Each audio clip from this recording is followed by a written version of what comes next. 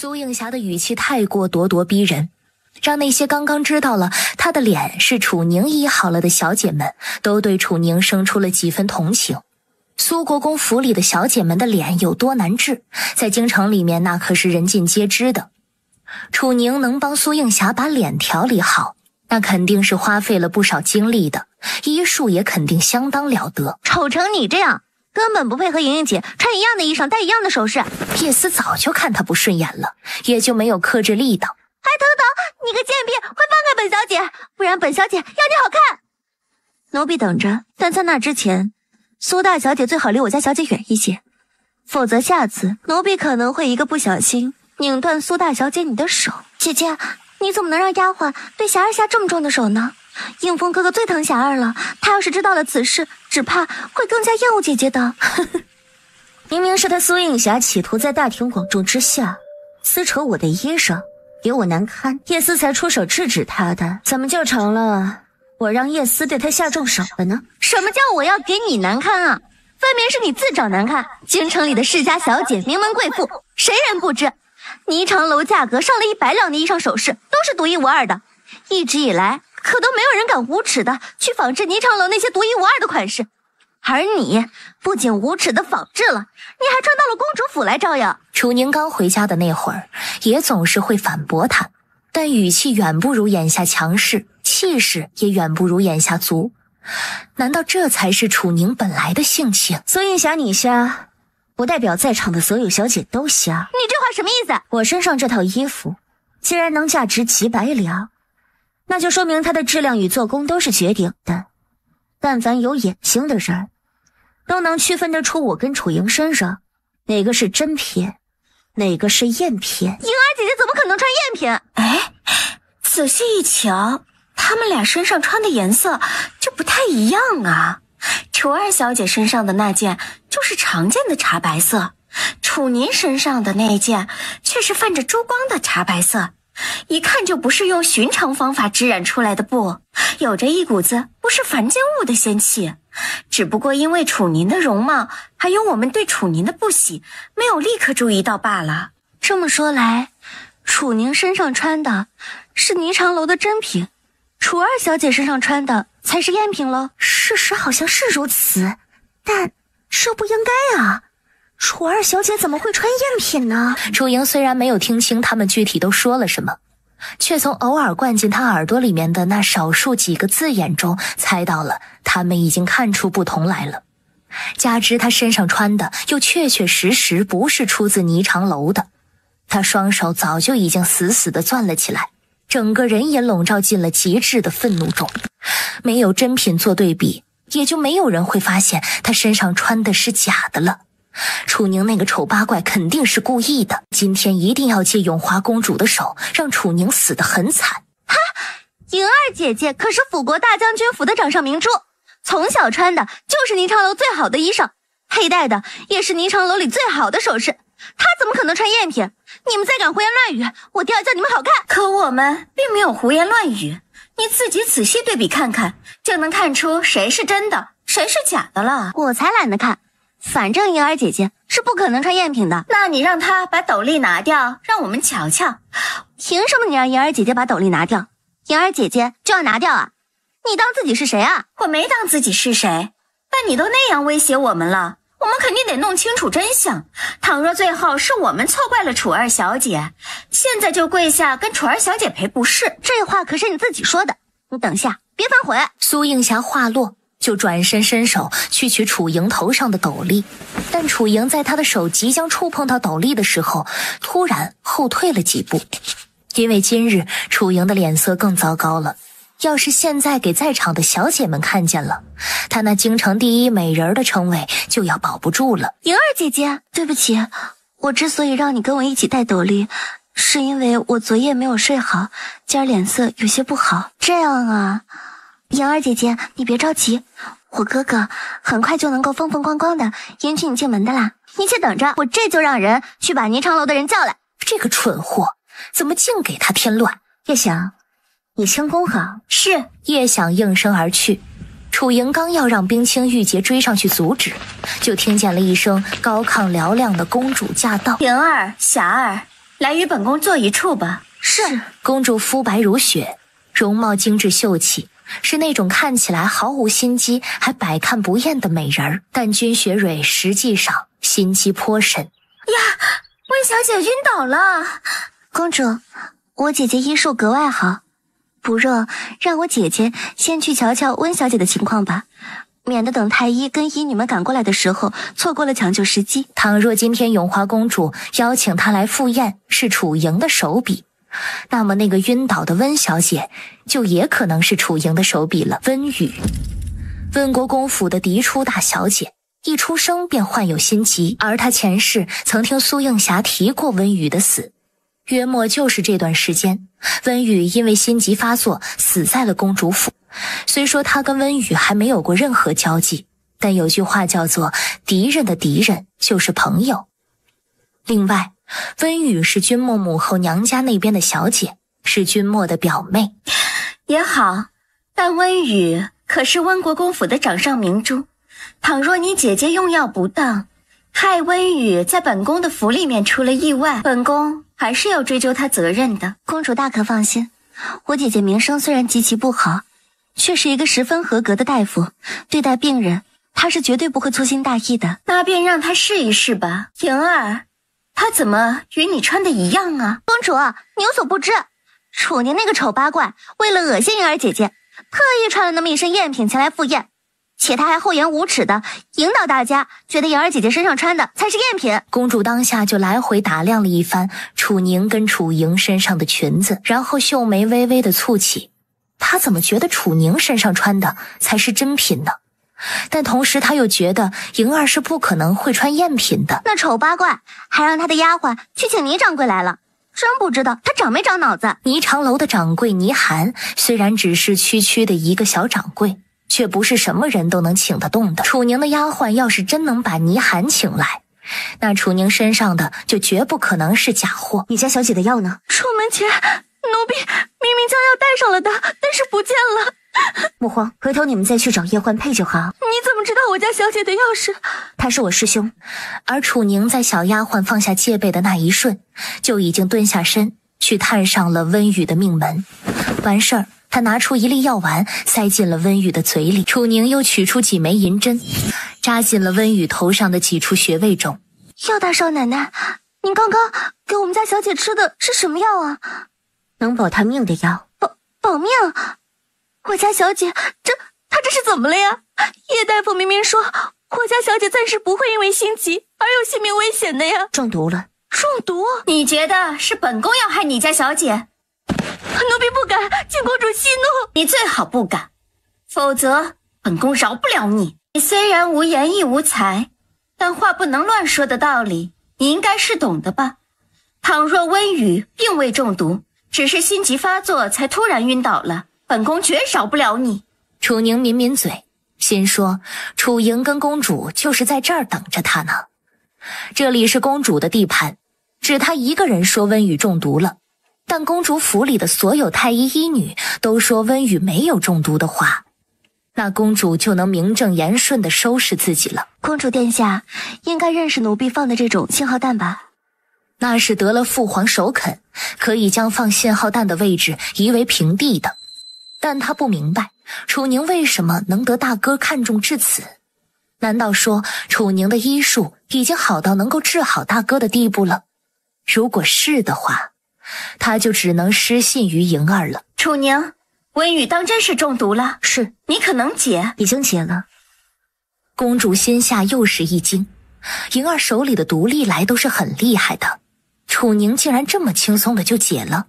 楚莹一时吃惊不小，既然解了，她怎么没醒？温小姐身子太过虚弱了，那毒给她造成了很大的负担。为了她好，我在为她服了能解百毒的解药之后，用针封了她几处穴位，让她的身子在沉睡中好好恢复一下。那我家小姐几时能醒？银针拔了便行了。说罢，楚宁便动手收了银针，随即温雨便醒转了过来。她的丫鬟抱着她一边哭一边解释了一通之后，她立刻起身冲楚宁道谢。楚姐姐，今日的恩情，雨儿日后必报。楚姐姐，楚宁拧着眉想了想，很快就想起来，小时候他是见过温雨的。今日之事，本宫一定会给你一个交代的。公主殿下，无需太过费神，说不准臣女进公主府之前就遭人算计了。楚宁暗暗的有些无语，他们是不是忘了先前他刚进来的那会儿，他们还嫌弃厌恶的他不行。昨日你的丫鬟到我们霓裳楼来的时候，我们应该跟你的丫鬟说过，我们霓裳楼不会再做你们辅国大将军府的生意了。所以你们家穿的这身裙子并非出自我们霓裳楼，而我们东家身上穿戴的裙子首饰则是昨个傍晚太子殿下命人到我们楼里买走的。楚二小姐若是不相信，可以派人去东宫求证。天啊，太子殿下竟然会买裙子首饰送给楚宁，为什么呀？我也想问是为什么。太子殿下总不至于是眼光独特，看上了容貌丑陋还是有妇之夫的楚宁吧？不可能，绝对不可能！我的太子殿下怎么可能看上楚宁那个丑八怪？太子殿下怎么就成你的了？哼，我迟早会嫁入东宫的，怎么就不是我的了？你那是痴人说梦，你才不可能嫁入东宫呢！要嫁入东宫的是我。这边一群小姐们突然就吵得不可开交了，而楚莹则是尴尬的无地自容，一双拳头都已经攥紧到青筋暴起了。妾身见过公主殿下，还请公主殿下替我们霓裳楼做主。做什么主？公主殿下有所不知，从2年前开始，江南那边就时不时的有人穿戴我们霓裳楼的特制款式衣裳首饰，但那些衣裳首饰我们明明都是卖给了京城里的雇主，且那些雇主也并没有将买到手的衣裳首饰转送他人，奈何我们始终都没有查到是什么人在仿制我们霓裳楼的首饰衣裳。如今难得遇上了从那些小人手里买到了衣裳的楚二小姐，妾身希望公主殿下能让楚二小姐助我们揪出那些小人来。倪寒除去霓裳楼掌柜的身份外，还有另外一个身份，还是一个让他也得给倪寒几分薄面的身份，所以他无法当众拒绝倪寒的请求。边境，你昨日与本小姐说这身衣裳是你找人帮忙从霓裳楼里买出来的，本小姐还让你去账房领了600余两银子，对吧？是的。那你去跟倪掌柜的好好说道说道，你是在哪里，又是跟什么人买来的这套衣裳？若是你能助倪掌柜抓住那群人，本小姐便不与你计较。你让本小姐今日丢了这么大的脸了。是。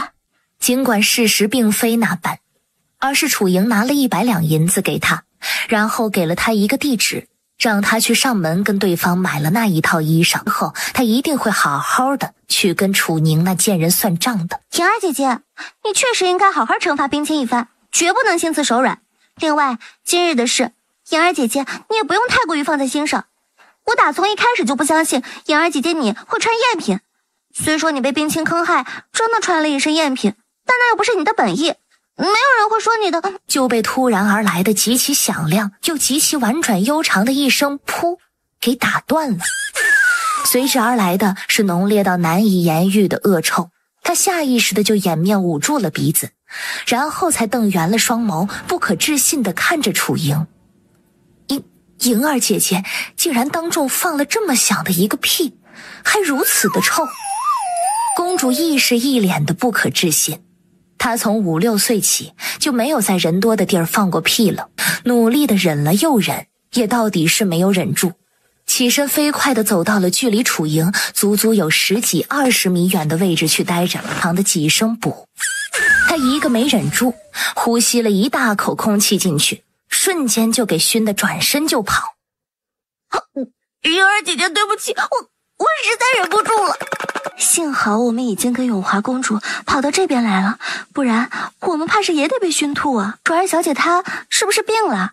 是不是该让她姐姐楚宁去给她把把脉啊？我觉得很应该。苏大少奶奶，你赶紧给你妹妹把把脉呀！我没有妹妹。唉，这都什么时候了，怎么还在较劲儿呢？你可是大夫，怎么能见死不救呢？更何况对外宣布跟你断绝关系的人又不是楚二小姐。放心吧，放屁是死不了人的，臭味也顶多把人熏晕。可你好歹是她姐姐呀。都说我没有妹妹了。公主，赶紧让太医来给楚二小姐瞧瞧吧，不然今儿的赏花宴可就给她毁了。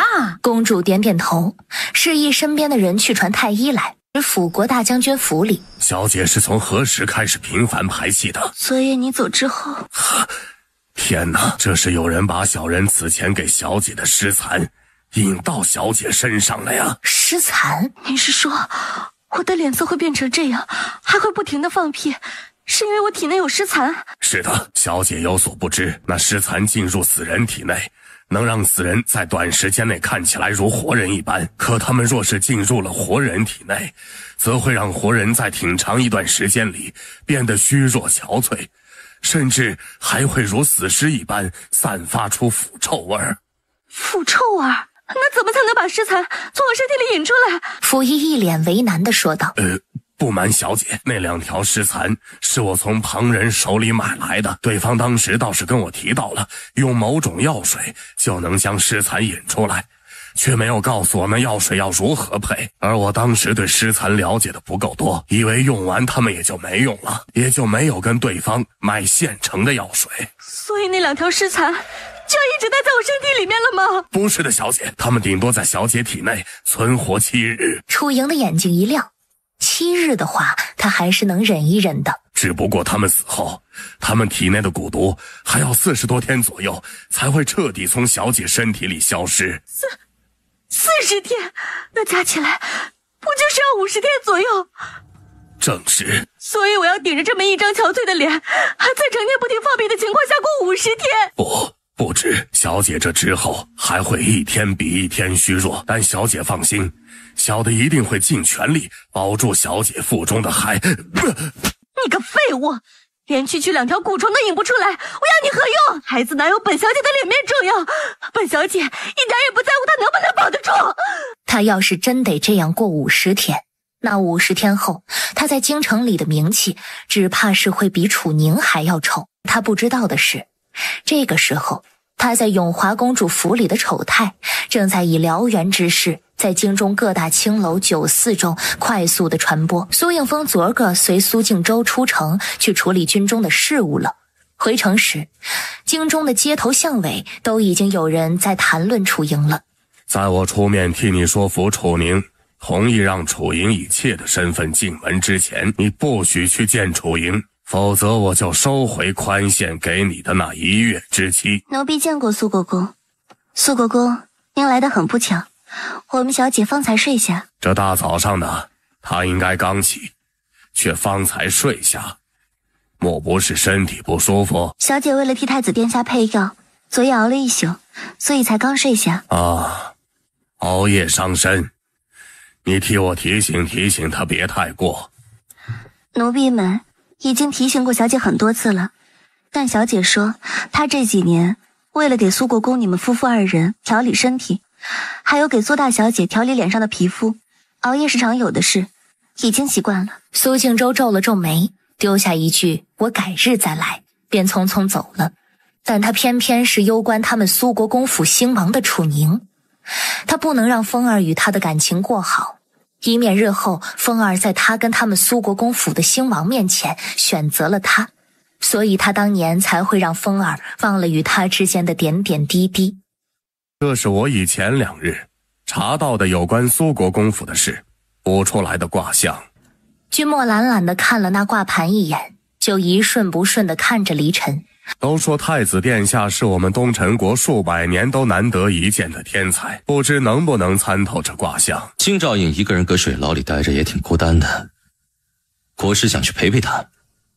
此为蒙卦，但又不是寻常的蒙卦。寻常蒙卦是有时运不祥之兆，此蒙卦则是气运将尽之兆。你是说苏国公府气运将尽？是。然后苏国公那老匹夫欲将楚宁绑在他们苏国公府来延续气运。正是，5年前我就与你说过，楚宁乃是有大福大贵大运势之人，他生前为苏家媳，能助苏国公府逢凶化吉，死后入苏家祖坟，则能绵延苏家100年气运。100年啊？不愧是他的宁宁姐。君莫暗暗地神气了一瞬，脸色才沉下去。这么一来，苏国公那个老匹夫确实不会轻易让楚宁和苏应峰和离了。可幸运的是，他已然对苏应峰死心，你迟早能助他摆脱苏国公府。君莫闻言，深深地看了黎晨一眼。以他对黎晨的了解，黎晨会那么说，就意味着黎晨已经就那一点替他补过一卦了。本宫乏了，你回吧。黎晨不爽地眯起眼，盯着君莫的脸看了又看，是半分的皮色都没有看出来。但他也懒得在东宫久待就是了，他跟东宫这块地儿犯冲。那挂盘瞧着怪重的，你家小徒弟搬来又搬去有多辛苦呀？就留在本宫这儿吧。永华公主都下封口令了，那是太子的手笔吧？奴婢不知道。真的不知道？真的不知道。但奴婢觉得有很大概率是殿下所为。楚宁挑挑眉，昨儿个的事情我就不与你们计较了，但下回太子再送东西过来，务必跟我说一声。霓裳楼里有男子的衣物配饰吗？有的，只是不多。那你让叶盼去霓裳楼走一趟，让宁掌柜挑选一套太子能穿戴的，送到东宫去。是。叶思应得万分激动，活像是楚宁已经点头答应做他们的太子妃了似的。我这只是礼尚往来。奴婢明白了，奴婢绝对没有多想。楚宁看叶思那不断在上扬的嘴角，就知道叶思肯定是多想了，还说不定都已经想到他跟君莫日后会生几个孩子的那个份儿上去了。顺便让叶盼问问倪掌柜有没有通过冰清抓住那些仿制霓裳楼衣裳首饰的小人。叶思用力的点点头，就退了出去。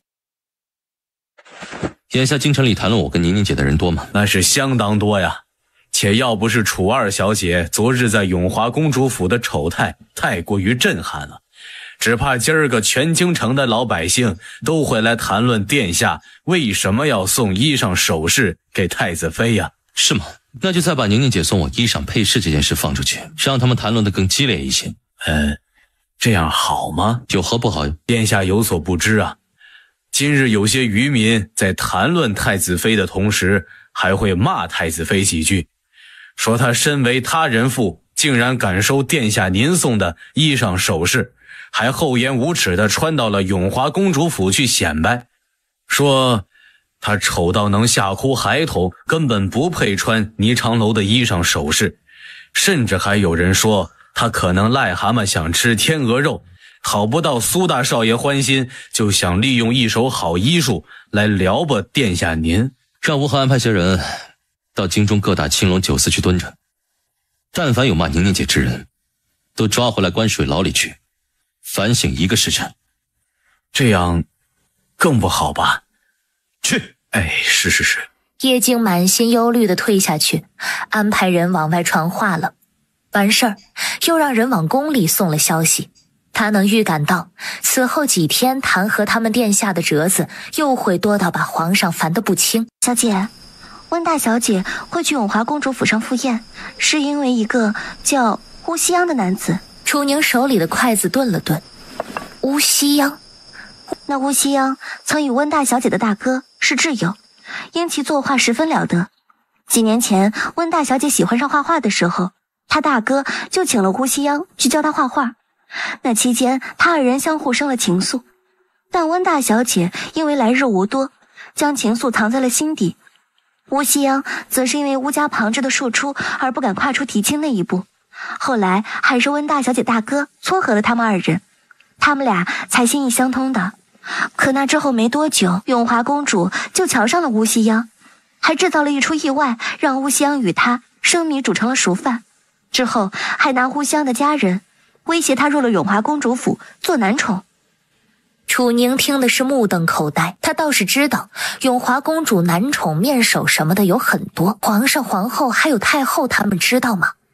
要是知道还选择了睁一只眼闭一只眼，那他日后见着永华公主可得绕着道走才行了。不论如何，那乌西央都已经进永华公主府做男宠了，温雨不仅没有放下他，还跑去了永华公主府赴宴。可见温雨跟前世的他一样，被爱冲昏了头脑。就奴婢所知，温大小姐其实已经放下乌西央了。她曾亲口跟她大哥说过，他本就是短命之人，无法跟乌西央长久。既然是乌西央自己选择了进永华公主府为男宠，而不是向他们乌家还有他们温国公府寻求帮助，那他就会祝福乌西央。那他昨日又为何去永华公主府赴宴了？是永华公主用一封乌西央的绝笔信把他引去的，但那封绝笔信上关键的内容全都被血字覆盖了。温大小姐前去赴宴，是想知道那封绝笔信的全部内容，以及乌西央为何要写那么一封绝笔信。楚宁挑了一下眉，乌西央在永华公主府里的处境如何？永华公主倒是待她极好，但她进永华公主府以后，就没有跟永华公主说过一句话了。而她进永华公主府当天，曾当众说过一句：公主若是在兑现承诺之前强迫我侍寝，我会以死明志。兑现承诺，看来永华公主除了拿乌西央的家人威胁她以外，还对乌西央许过什么承诺，但那与她无关就是了。她虽然出于在意，让叶思去查了温雨昨日为什么会去永华公主府赴宴，却不打算插手温雨的事。他们的关系还远没有到值得她插手进去的地步。小姐，苏国公夫人身边的桂嬷嬷先前来过，奴婢以小姐刚生下不久为由头，把她打发走了。然后，刚刚苏大少爷跟苏大小姐也结伴来过，奴婢也将他们打发走了。做得很好。但现在温国公府的人来了，小姐要见吗？国公府的人？是温国公府的管家，据说是温国公让他来送谢礼的，但温国公还给了他一封亲笔信，说是得亲手交到小姐您手里才行。那就让他进来吧。是。还正好就是之后要去给温雨送去的药。老奴温野见过楚大小姐，烦请楚大小姐受累，现在就去看看我们国公爷给您的信。国公爷还在府里头等着楚大小姐的回信呢。等他回信，这是有事问他，还是有求于他？若是后者，那定然是跟温雨的病有关。果然，温国公在信中说，他那日在永华公主府给温雨把过脉，问他温雨可还有救，若是无救了，又能否用药延长些寿命。想来是因为当今皇上用昂贵的药材吊住了君莫的命，温国公才会问他能否用药延长温雨的寿命的。毕竟他们温家要是真说起来，富裕的程度是能够与皇室相匹敌的。温管家送了一些什么礼来？奴婢还未细看，奴婢这就去。没等叶思把话说完，温野已经双手将一张礼单递到了楚宁面前。好家伙，都够买下蓝婉儿给他的3、4个楼了。而这还只是他昨日在永华公主府里救了温雨的谢礼。若是他能够治好温雨，温国公给他的谢礼不敌比蓝婉儿还多吗？虽说他也不是那么爱财贪财的人，可他身为大夫，能赚到的银子还是不能放过的。且他原本就打算治好温雨了，能够再白得一笔巨款，那毫无疑问是锦上添花。既然温国公都让你送来那么贵重的礼了，我就当那是我治好温雨的报酬，收下了。楚大小姐这话是指您能治好我们大小姐？是。太好了，老奴在这里先替我们大小姐谢过楚大小姐了。温野万分激动地说罢，就跪下去冲楚宁叩了好几个头。只不过他跑出去没一会儿的功夫，又气喘吁吁地折返了回来。不知楚大小姐几时方便给我们大小姐医治啊？届时我们会将大小姐准时送来您这边的。明日我去东宫给太子施针过后，会去温国公府看温雨。届时我会让他先试吃一下我这2日为他做的药，之后再为他定制治疗方案。楚大小姐竟然已经在为他们家大小姐做药了，也不枉他们大小姐惦记了她楚姐姐那么多年了。想着，温野就抹了一把老泪，然后再度告辞跑了。老夫人，温管家从大少奶奶的清风院里出来时，满脸都是喜色，出府时还脚底生风，老奴都差点没有追上他。所以老奴觉得温管家今日会带着那么多的谢礼来见大少奶奶，定是温国公府的人想请大少奶奶为温大小姐治病，然后大少奶奶很有可能答应了。萧文秀今儿的脸色一直就很不好，因为他这些天夜夜都没有睡好。楚宁那边还一而再的拒见他的人，他对楚宁心里的怨气都已经积累到了快要压制不住的程度了。祖母，我脸上又开始长痘痘了，你快去让楚宁给我那些药啊！我不想变回从前那个丑八怪了。住口！你除了哭还会什么？而苏映霞本来就是假哭着冲进来的，是想让他去逼迫楚宁的。你平日里搁楚宁面前不是挺能的吗？人家劳心劳力的为你做药调理皮肤，还分文都没有问你要，你却半分都没有记人家的好，成天搁人家这个正牌嫂嫂面前称呼楚莹那个不知自爱的东西做嫂嫂。哼，现在人家不乐意给你药了，是你活该。而我自楚宁进门后从不曾亏待过他，他却连我用惯了的安神熏香都不再给了。你以为你现在来我面前假哭一通，我出面替你去逼他，他就能再给你药了？我这几天身子很不舒服，没工夫搭理你，你且回你院里去老实的待着，没事别出来瞎晃悠。祖母这是要进他的族？苏映霞不可置信地抬起头，但萧文秀已经起身往床边走了。唉，大小姐可知道老夫人今日为何这么生气？不知。苏映霞摇摇头，直勾勾地看向桂嬷嬷。那大小姐应该也不知道，老夫人的身子这几年虽是在大少奶奶的调理下好转了许多，失眠的老毛病却还在，一直得靠大少奶奶给的安神熏香才能睡好吧。但大少奶奶自打大少爷跟她说要娶她妹妹进门那日起，就没再给老夫人那个熏香了，所以老夫人这些天一直都没有睡好，情绪自然也就会不稳定了。那个熏香不是楚宁从外面买来给祖母用的吗？他还告诉桂嬷嬷你是在哪儿买的了，只是桂嬷嬷你去了几回都没买着而已。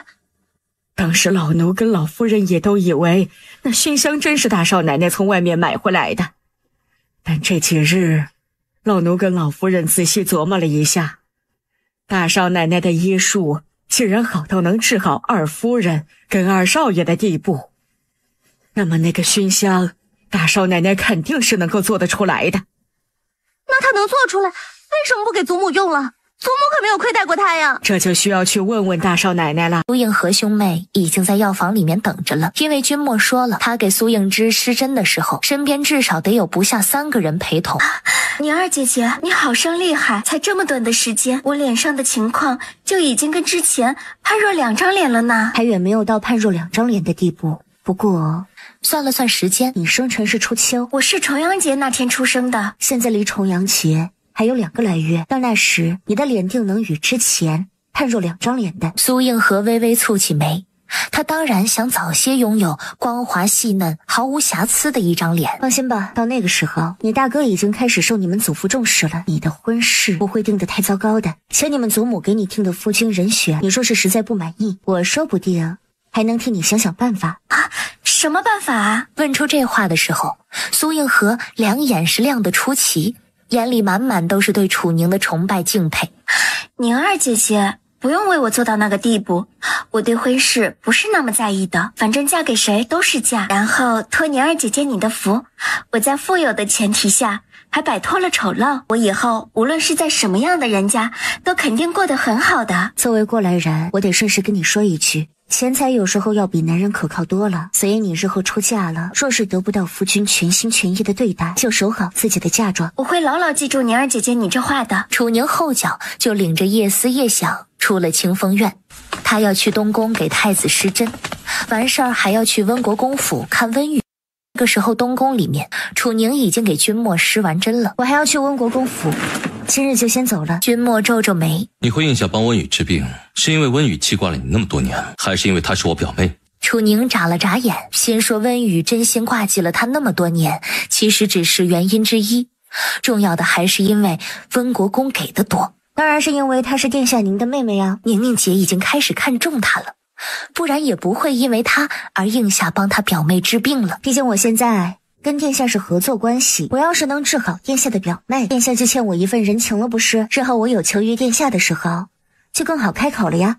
不需要老师的人情，你也能随时跟我开口，且无需你求，只要你对我说出口，我就一定会给你办到，不论是什么样的事。君莫的语气中透着浓浓的不爽，脸上的表情却郑重的像是在许诺宣誓，却略显僵硬的赔了个笑脸，就转身快步走了。能得太子这般真心相待，说半分不感动是假的，但也仅仅只是感动，还没有到心动的程度。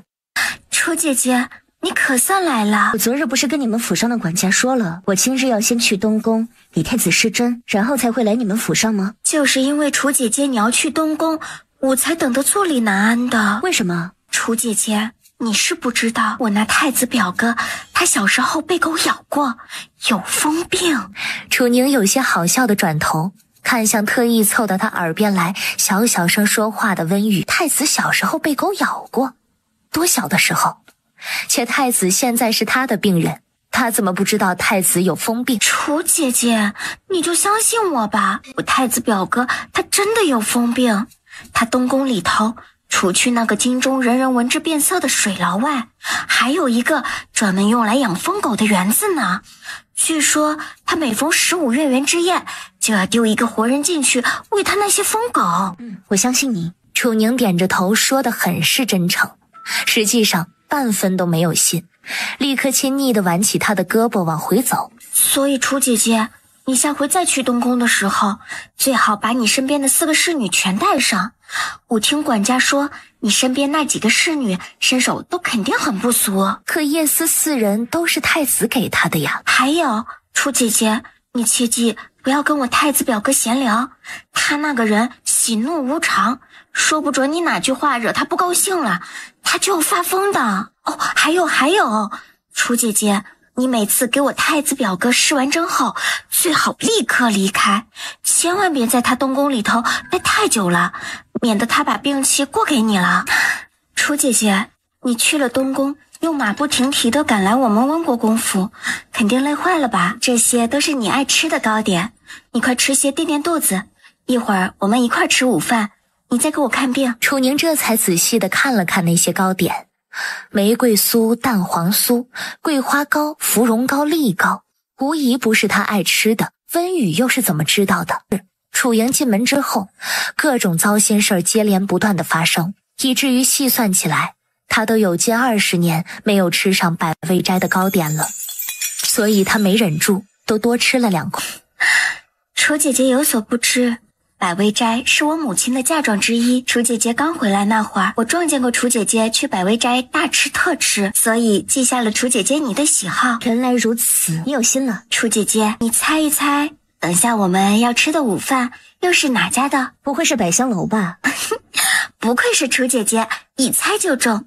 长相甜美、气质温婉的温雨，竟然是个铺张浪费到了极致的小败家子儿。是我前2天给你做的养心丸，你先服1粒，1刻钟之后我为你把脉。温雨点点头。那盒子里面一共是30粒药丸，1个月的量，你每日服1粒，服完之后我再来给你把脉。那我不是要1个月后才能再见到楚姐姐你了吗？1个月很快的，3日1副，先吃上1个月。那丫鬟点点头，就捧着药方出去了。这药方当真是苏国公府的大少奶奶楚宁所开的？应该是的。那他师傅定然不是江湖郎中，而是药王谷的人呢。之前在永华公主府里，苏大少奶奶确实说过她是叶大夫的师妹。师妹啊，但他开药方的手法与叶大夫截然不同，想来他师傅并非是叶大夫的师傅。那他这药方如何？好到堪称一绝呀，乃是养心护心的绝世良方，且这药方是专为大小姐量身而定的，搁寻常人家绝用不起这药方里的那些名贵且罕见的药材。当真吗？那雨儿她是不是还能多撑个几年了？有了这药方呀，大小姐的余日肯定会延长，但具体延长多久，我就推算不出来了。你前面说除了这药方，楚宁还给了雨儿一种护心丸。那护心丸有30粒，苏大少奶奶让小姐每日服1粒，说1个月后会再来给小姐把脉。去将那护心丸取1粒来。是。楚宁应该没有说假话，他真能治好雨儿。你有必要去见一见楚宁了。温母明白他的意思，立刻点点头。眼下你身子太虚弱了，受不住我施针。待1个月之后，我来看看你服用的情况，再决定要不要给你施针。你眼下淤青有些厚重，想来是没有睡好。每晚睡前熏上一些这香，能让你睡得安稳一些。看见了站在凉亭中冲他温柔浅笑的美妇人。楚宁见过百世子妃，你可还记得你幼时曾跟着雨儿一块换过我母亲？你还说你母亲也跟我一样好看又温柔。楚宁抿着唇想了想，实在是没有想起来那一茬儿。对不住，我又是因为中毒过身，忘记了很多事。你曾中过毒？那你脸上这些疤是中毒留下的吗？不是，这些疤是我以前救人留下的，只不过我救下的是一只没心没肺的白眼狼。魏元贞皱皱眉，也没再多问。招呼楚宁坐下之后，就从边上的丫鬟手里拿过一个锦盒，打开之后推放到了楚宁的面前。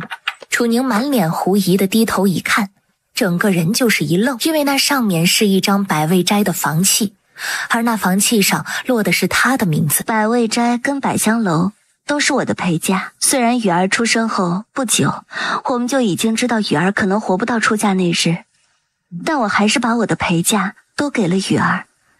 然后3年前，你出嫁当天，雨儿得知你娘家半分嫁妆都没有给你，而苏国公府那边还是先用破落花轿迎亲，又让你与公姬拜堂后，难过的呀，像是他自个儿受了天大的委屈，抱着我哭了大半日。哭完后，说要把百味斋和百香楼给你做嫁妆，因为他身子不好，从小无论什么事，我们都会依着他。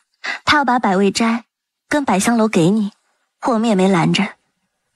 但那2年，他身体很不好，随时都有可能永远离开我们，他就让我们过户给你后，等他死后再拿去给你。后来皇上让叶大夫给他配了药，才让他又撑了下来。而这3年里，那2处的盈利，他都给你啊，存到我给他的钱庄里了。他说，你要是怎么都捂不热苏应风的心，日后肯定用得上。而楚宁双眼早已经变得酸涩难忍，若非经历了那么多事儿，他怕是会当场忍不住哭出来的，因为他那至亲的家人都从来没有对他这么好过。对不起，我本不该用这些事情来逼迫你更加用心的为雨儿治病的，但我实在是不想失去雨儿。世子妃无需向我道歉，我何德何能得你女儿如此真心相待。虽然即便你没有与我说这些，我也会治好你女儿的，但你既然已经与我说了，那我往后会将她视为我的亲妹妹，会尽我所能，让她余生不受任何病痛侵扰。他顺着楚宁的话说，雨儿，她可是一直都将你视作亲姐姐的，若你不嫌弃，往后我们温国公府就是你的娘家，我们都是你的家人。楚宁又是一愣，温母这是要认她做干女儿吗？若你不愿意，那你就把我们温国公府当做你的倚仗，往后若有人欺负你，我们定不会袖手旁观。我没有不愿意，但我已经决定要离开京城了。离开？你要回药王谷？回去后你们去一趟百味斋跟百香楼，让他们也在门前立一个告示牌。是。今夜你们再去永华公主府一趟，把那乌西央绑来见我。是。叶思再度应罢后，叶思就把乌西央绑到了楚宁的面前，五花大绑的那种。让楚宁意外的是，原本满眼惊慌不安的乌西央，在看清他的那一瞬，竟然一脸兴奋地冲他来了一句：“你是雨儿的楚姐姐。”温雨跟你提到过我，她总是把你挂在嘴上，时常让我心生嫉妒的。永华公主许了你什么承诺？莫非你深夜让人将我绑来，就是为了问这个？那么你已经见过雨儿了吧？怎么？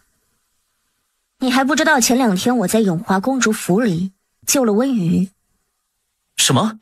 雨儿前2天去过公主府？是。那当时雨儿是心急发作了吗？她中毒了，若非我凑巧也在，她必死无疑。永华公主说她府里有几位出自药王谷的神医，且那几位神医都曾治好过患有心疾的人，她许诺过我会让那几位神医治好雨儿。她说你就信了？当然不是，我与永华公主初见是我进深山作画的时候，当时我不慎被毒蛇咬伤，身边给我带路的猎人说那蛇剧毒无比，被他咬伤的人必死无疑。我当时也感觉自己快死了，但永华公主却在我将死之际突然出现，用一颗药丸救了我。所以她之后跟我说她府里有医术十分了得的神医时，我才信了。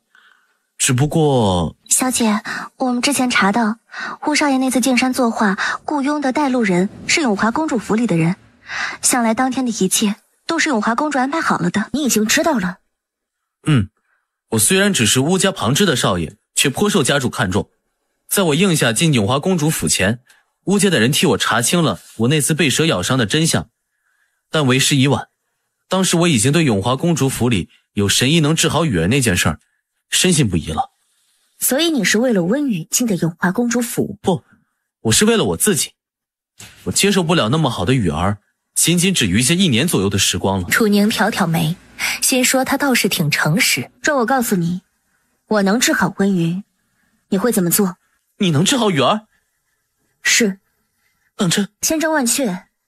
你若不信，可以先拭目以待。我会替雨儿高兴，并真心的祝福她余生能不再受病痛折磨。烦请让人送我回永华公主府吧。永华公主的人盯着我盯得很紧，若是被人发现我不在了，是会出大事的。华公主似乎给乌西央的家人下了无解的剧毒，需要每月服解药。乌家的人一直在暗中寻找能解那毒的名医，但至今无果。因此楚宁挑了一下眉，我都能治好雨儿了，区区无解的剧毒是难不倒我的。你就不想离开永华公主府，跟温雨继续前缘？郝驸马近来身子如何了？不太好，永华公主都已经暗中在为他安排后事了。提前2年就安排后事，这不会是早就在盼着曹驸马去见阎王爷了吧？楚宁就去药房里头临时鼓捣出了一种毒药来，还写了3封信，编上号后一并交给了叶思。去把这毒下到曹驸马身上，然后那3封信分3天送到永华公主手上。他要知道曹驸马在永华公主心里的分量，以确保永华公主会不会为了曹驸马让乌清阳清清白白地走出永华公主府。然而隔天上午，他领着叶思叶念进宫去给皇上太后请平安麦的路上，乌西央被永华公主卖进了南风馆。那南风馆虽然跟寻常的青楼妓馆一样，也是供男人们寻欢作乐的地方，却比青楼妓馆还要遭人嫌弃。倘若乌西央会被永华公主卖进南风馆是因为自己，那他可太对不起温雨了。小姐莫急，奴婢这就去查清始末。楚宁点点头，去吧，有叶想陪我清空就够了。小姐也无需太过担心乌少爷，那南风馆是我们殿下的地盘，奴婢会立刻送消息回东宫，请殿下安排人去南风馆里，避免乌少爷受辱。楚宁眨眨眼，满眼都是惊讶跟不解。惊讶的是在京中臭名昭著，不是在他们整个东陈国都臭名昭著的南风馆，竟然是太子开的。昨晚乌少爷回到永华公主府后不久，永华公主就去了乌少爷那里。据说永华公主昨晚跟曹驸马多喝了几杯，醉得有些厉害，执意要留宿乌少爷那里，还搬出了乌少爷的家人来逼迫乌少爷乖乖伺候他。乌少爷不愿意，还质问他为什么要对温大小姐下杀手。然后永华公主就勃然大怒，让人压住乌少爷逼问是谁告诉他的。乌少爷自然没有说。之后永华公主就让人拿了合欢伞给乌少爷灌下去，还抛出了很多甜头，想让乌少爷乖乖做他的裙下之臣。结果乌少爷在药效发作后假意臣服，然后不知从哪儿摸出了一把匕首，伏在永华公主身上，划破了她自己的脸。据说永华公主当时因为终于要得到乌少爷了，都已经自行脱到几近赤裸的程度了，乌少爷的血流了她一身。后在外面的人听到她的叫喊声冲进去的时候，还以为乌少爷把她伤着了，当场就吓哭了一片。且下人们进去的时候，乌少爷还一直在笑。据说把永华公主吓得不轻，缓过来之后就让人把她绑了卖到了南风馆去。他还给南风馆的馆主施压，说要让乌少爷在南风馆里做最下贱低廉的男妓，直到死为止。叶思说得十分激动，期间声音总是会不自觉地拔高一下。楚宁则是听得心惊肉跳，永华公主知道南风馆是太子所开吗？肯定不知道。那等会儿出宫之后，你们随我去南风馆走一趟。小姐，你去南风馆做什么呀？你只要吩咐一声，奴婢就能去南风馆里把乌纱衣带出来的。我去看看他脸上的伤。奴婢可以让人把他接到东宫。小姐，您去东宫看他的伤就成。也行吧。那奴婢现在就让叶想出宫去办。叶思生怕晚了楚宁会变卦，跑去南风馆。开玩笑，要是让殿下知道他们带着小姐去了南风馆那种地方，殿下都不知道会怎么罚他们。且他把小姐引到东宫去看乌西央脸上的伤，不仅能够避免挨罚，还能给殿下制造与小姐见面的机会，可谓是一举两得呀。他可真是太聪明了。既然都能把乌西央接到东宫去了，直接把他接到我院里去，不是更方便吗？那个苏国公府里人多眼杂，不是没有东宫来的安全，奴婢是为了乌少爷着想。是吗？因为他正好也挺想去东宫的，但不是去见君莫，而是见他的叶焕师兄。今日就先为太后把脉。是，所以他给太后把完脉之后，只是给他开了几个养生调理的方子。那几个方子是他前世30岁的时候才琢磨出来的，对上了年纪的人十分有用，能在一定程度上延缓衰老。皇上近来可是操劳过事过度，没有歇息够。楚大小姐有所不知，近来全国各地不是水患就是旱情，皇上终日忙到就寝的时间都不足2个时辰呀，的确是没有歇息够。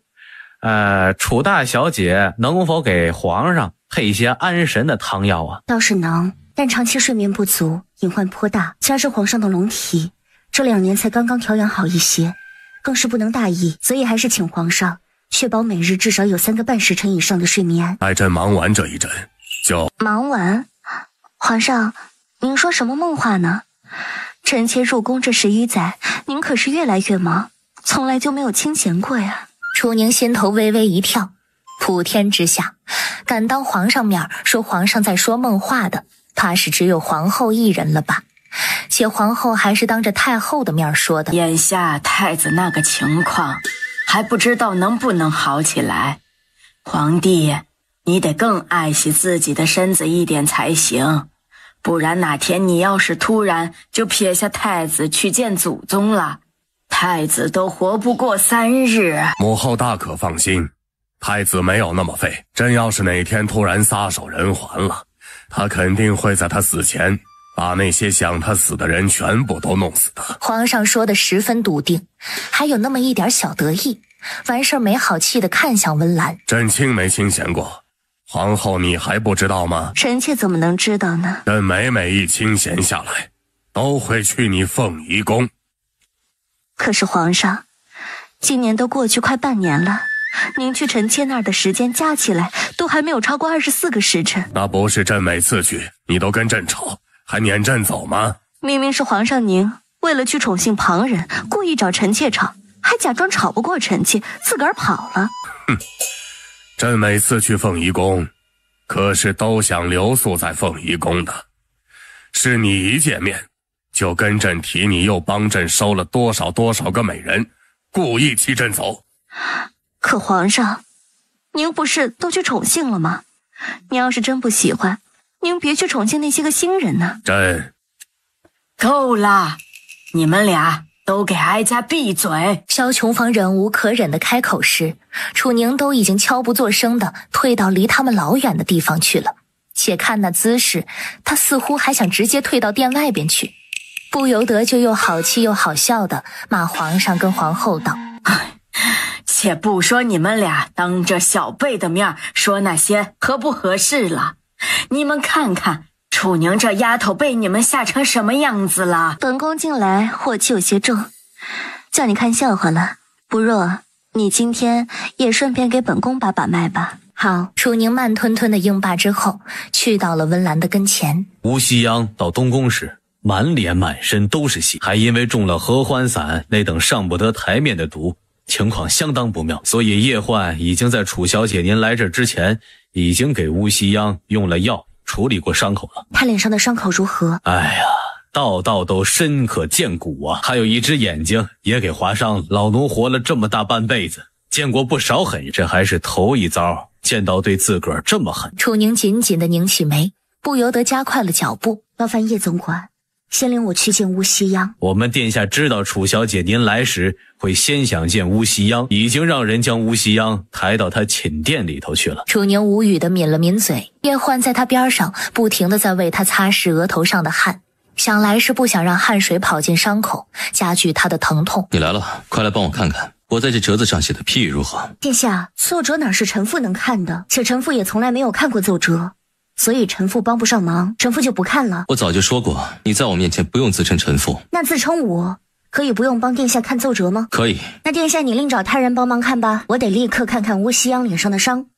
乍看到乌西央脸上那一道道深可见骨的伤，身为大夫见惯了各种伤的他都是心头一颤，因为幼时的他为了救苏应风，脸上也有几道深可见骨的伤，他很清楚那有多疼。所中的合欢散我已经帮他解了，但永华公主给他下的药量太大，他靠着意志力跟疼痛咬牙撑了太久，死后怕是会留下不小的后遗症。然后他脸上的伤，我目前还只给他止了血，清理了伤口，就等着小师妹来用天蚕线为他缝合伤口。师兄知道我手里有天蚕线？家师曾与我说，药王谷的天蚕线因为数量太少，除去谷主以外，只有九转轮回针的持有者能够使用，所以我猜测小师妹你手里肯定。我确实有。楚宁点点头，伸手示意叶思把他放银针的盒子给他。楚宁都已经用银针封住了乌西央好几处的穴位了。期间叶焕、叶思、叶想还有君莫跟叶静、顾青等人都在一瞬不瞬地盯着他看，然后他这一缝合就是整整2个时辰。收针剪线的那一刻，他手都软了，人也累得不轻。想着边上是叶焕，他就想靠着叶焕身上去歇一歇，结果他还都没有靠上去，身体就突然腾空而起，有一双手穿过他的腋下，把他提溜了起来。不用看他也知道那双手的主人是谁，毕竟此时在场的人中除了君莫，旁人都不可能做这种事儿。此前我做了你的床沿，今日也让你做做我的床沿。我病了这么些年，床上又脏又臭，就不让你躺上去休息了。尽管倒影中他脸上的疤也一样丑得骇人，可他眼睛好看。殿下跟永华公主感情可好？你要替乌西央出头？也不算替她出头，她会变成现在的样子，我有很大的责任，再加上她是温雨的心上人。不是你的责任，是她自己无用，而且她根本配不上我表妹。出身配不上，还是能力配不上？我还以为殿下是不在乎这些的人呢。君莫眯了眯眼睛，直觉地认为他这是在暗示他们不般配。永华与我虽不算亲近，却也到底是公主，加之她从小就被我父皇故意纵容，行事有些过激，你得拿捏好分寸，不要在她手里吃亏。故意纵容？楚宁对那4个字有些在意，却也没想要多过问。温雨眼下人就在南风馆外面。他跑南风馆去做什么？温国公府的人就放任他等在南风馆外面？那丫头跟你一样，看起来柔柔弱弱的，实际上倔得很。她要真想做什么事，温国公府所有人一起上，都未必拉得住。殿下说温雨就说温雨，带上我干嘛？我可不。你还不缺？你当年要嫁苏应风，楚家人全部都在阻拦你，最后拦住了吗？我是说我看起来一点也不柔弱。你看看我这个病秧子，再看看你自己，然后再跟我重说一遍，你柔弱不柔弱？殿下站这儿许久了，该是累着了吧？快躺回床上休息。君莫眼里的笑意瞬间浓了几分，然后很听话地躺回了床上。没了挡在前面的一座大山，楚宁这才发现他叶焕师兄跟叶思、叶想还有叶静、顾青等人都不见了。现在这偌大的寝殿里，除去他跟君莫，就剩下一个还在昏迷着的乌西央来得紧了。而楚宁坐到乌西央边上之后，取了银针出来，一边往乌西央脸上的伤口周围扎，一边问：殿下不打算让人去告诉温雨，乌西央已经在你这里了吗？不急，等他醒了再说。殿下把温雨接来，他就能醒。我想在他们见面的时候确认一下，要做到哪一步。君莫没再说话，打了个手势，示意隐在暗处的无痕去把人接来。我是不是吓到你了？楚宁冲他笑了笑，我没有那么胆小，他都是死过一次的人了，轻易是吓不到的。而且不知为何，他很笃定，他无论变成什么样子都不会伤害自己。前面给吴夕阳缝伤口时，叶焕都要整个人贴到你身上去了，后面你还想往他身上靠？你是打算跟苏应峰和离后跟他好？不想，也不可能想好吗？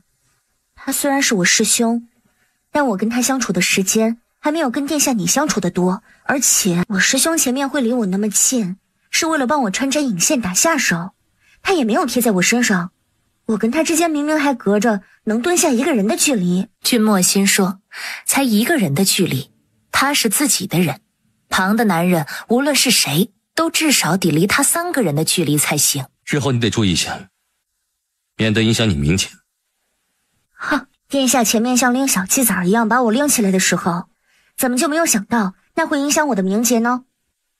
拎小鸡仔2根手指就够了，我拎你用了2只手跟全部的力气。殿下是想说你用了2只手跟全部力气就不会影响我名节了吗？君莫挑了挑眉，没有说话，笑了一声。显然他是早就知道自己已经知道他喜欢自己了。他脸色臭归臭，声音倒是一如既往的轻柔。楚宁直接动手拔了扎在乌西央昏睡穴上的银针，然后在乌西央眉眼轻颤，看似要醒过来的时候，往他的嘴里塞了2颗止痛的药。完事儿，你运气好，南风馆正好是太子的地盘，你现在在东宫，而你脸上的伤我已经帮你处理好了，之后好好用药调理几个月就不会留疤。留疤也没事儿，我又欠你一个天大的人情，日后我若是没有死在永华公主手里，就算是给你做牛做马也会。他要牛要马自有本宫给他安排好的，不需要你这么个废物。草民乌西啊，谢过太子殿下。花了2个时辰给你缝伤口，还为你吃了10来颗他辛辛苦苦做出来的药。你要是敢跑去永华手里送死，本宫会让吴家所有人都下去陪你。苏敬周却一直老神在在的坐在他的厅里头喝茶，还饮了一杯又一杯。偏偏兰姑还泡了他这儿最好的茶来招待苏敬周，而那茶是太子给他送来的，据说1两就价值1000金。他昨儿刚让兰姑拿出来，都还没有喝上2杯。最后楚宁实在是心疼茶叶，忍不住就开口了：国公也有话，不妨直说。你现在还是铁了心想跟风儿和离？是。我若不允呢？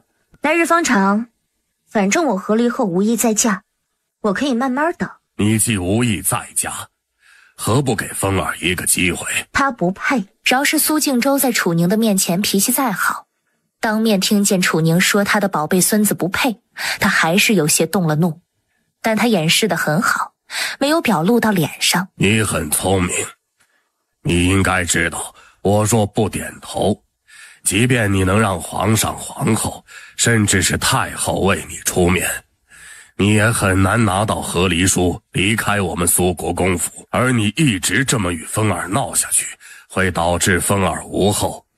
我有足够的理由能说服皇上同意风儿纳妾，届时风儿如愿迎娶你妹妹楚莹进了府，与之浓情蜜意，生儿育女，你却只能继续独守空房，且还可能得守一辈子。你真想那样度过一生吗？楚宁抿着嘴不说话，且不说他不可能让自己那样度过一生了，就算只能那样度过一生，他也绝不会妥协。反之，你若能爽快些同意你妹妹进门，再择吉日与风儿将房圆了，我保证风儿余生都绝不会再做欺你辱你负你之事。他太了解风儿了，风儿此前会那般对待楚宁，完全是因为对楚宁有诸多的误解，而楚莹的存在正好能够避免风儿和楚宁的感情过深。而他今日会兴师动众地领着那么多人在府门前等着楚宁回来，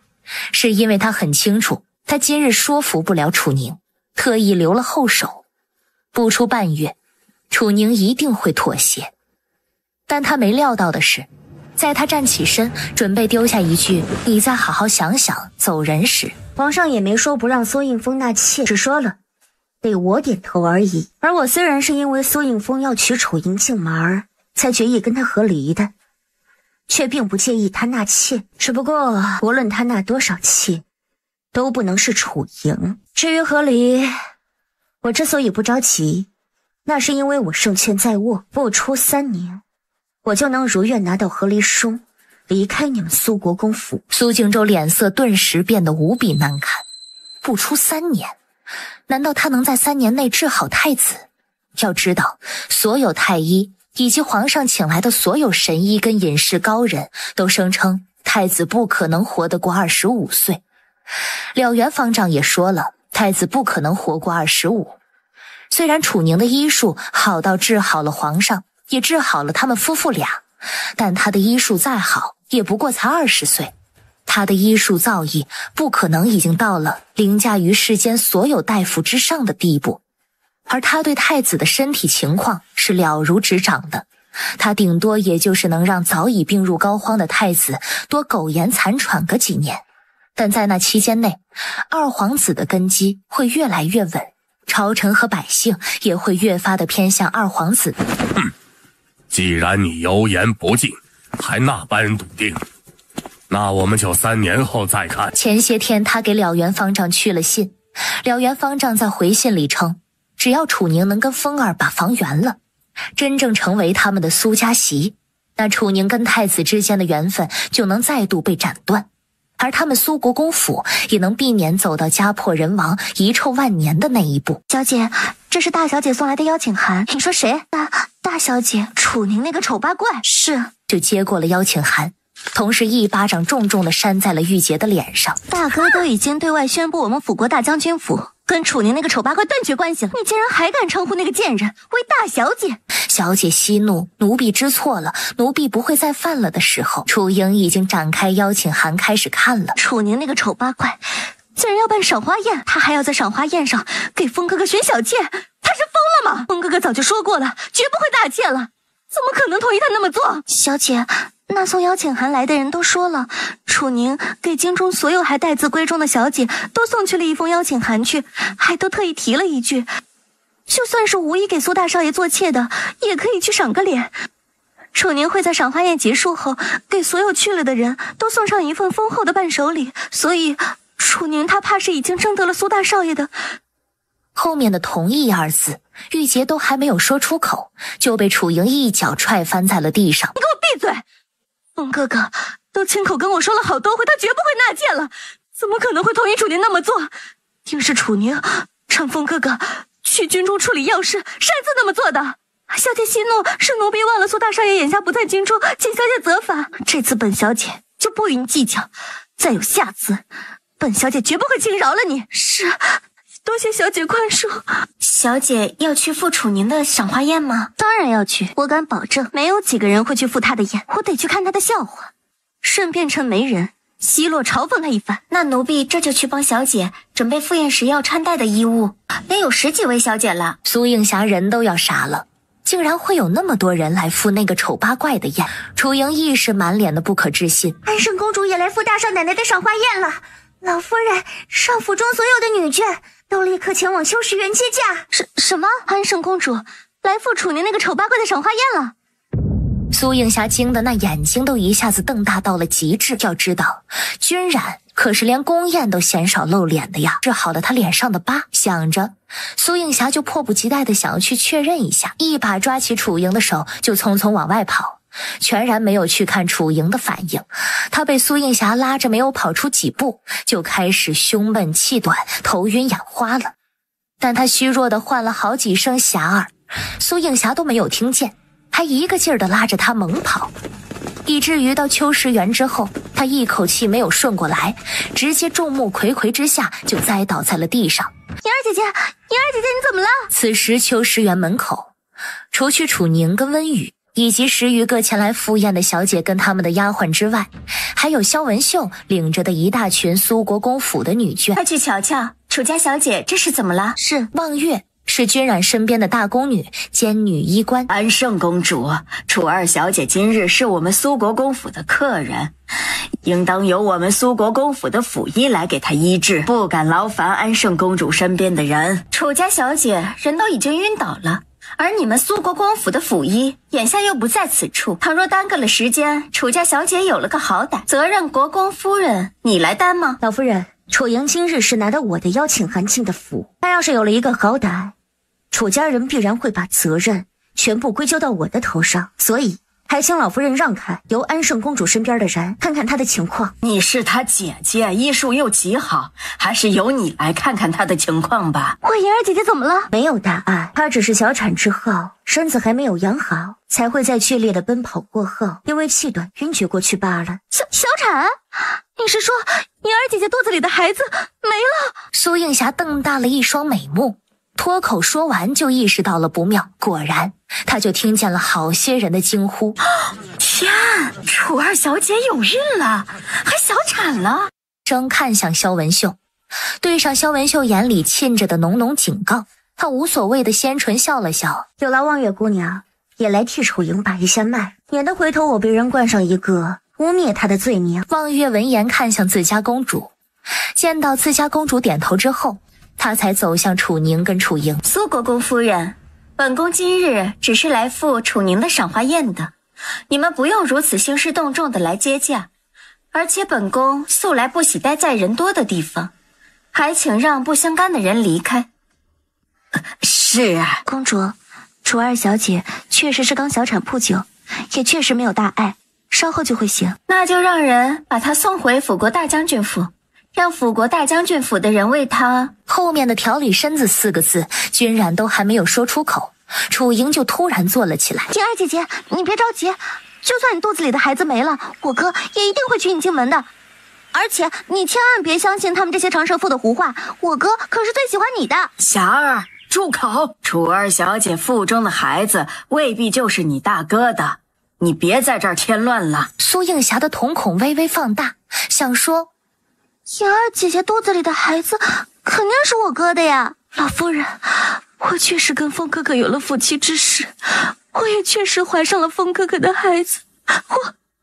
阿贵，把风儿叫回来。事已至此，且看风儿如何说。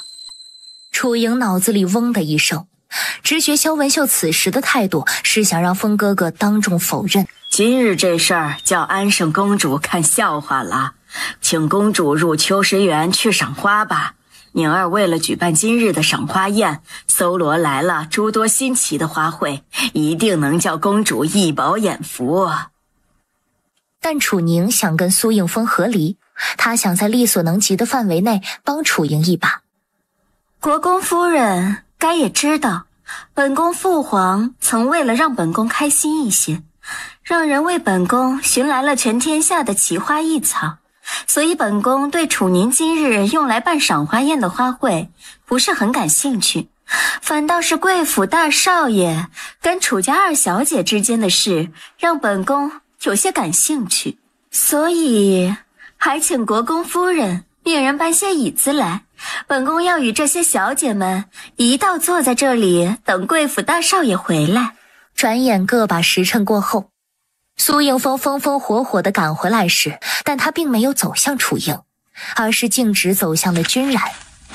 见过安圣公主。今日贵府发生的事，苏大少爷应该都已经知道了吧？是，回来的路上我已全部知悉。3年前我与楚宁成婚前，确实与楚二小姐情投意合，且互定了终生。但在我外出剿匪的这3年里，已经将自己摆在了楚二小姐姐夫那一身份上，断不会逾矩与她做任何有失身份的事。楚莹小脸煞白，身形摇摇欲坠地看着苏映风。他的风哥哥这是在他跟世子之位之间选择了世子之位。楚莹也很清楚，他会当众否认跟他有了夫妻之实，并不是因为不爱他。风哥哥真的喜欢他吗？若是真的喜欢，为什么会当众否认跟他已经有了夫妻之实这个事实？明明只要他此时承认了，他们的婚事就能顺利敲定下来了呀。而那世子之位，他此后也是有机会去争取的。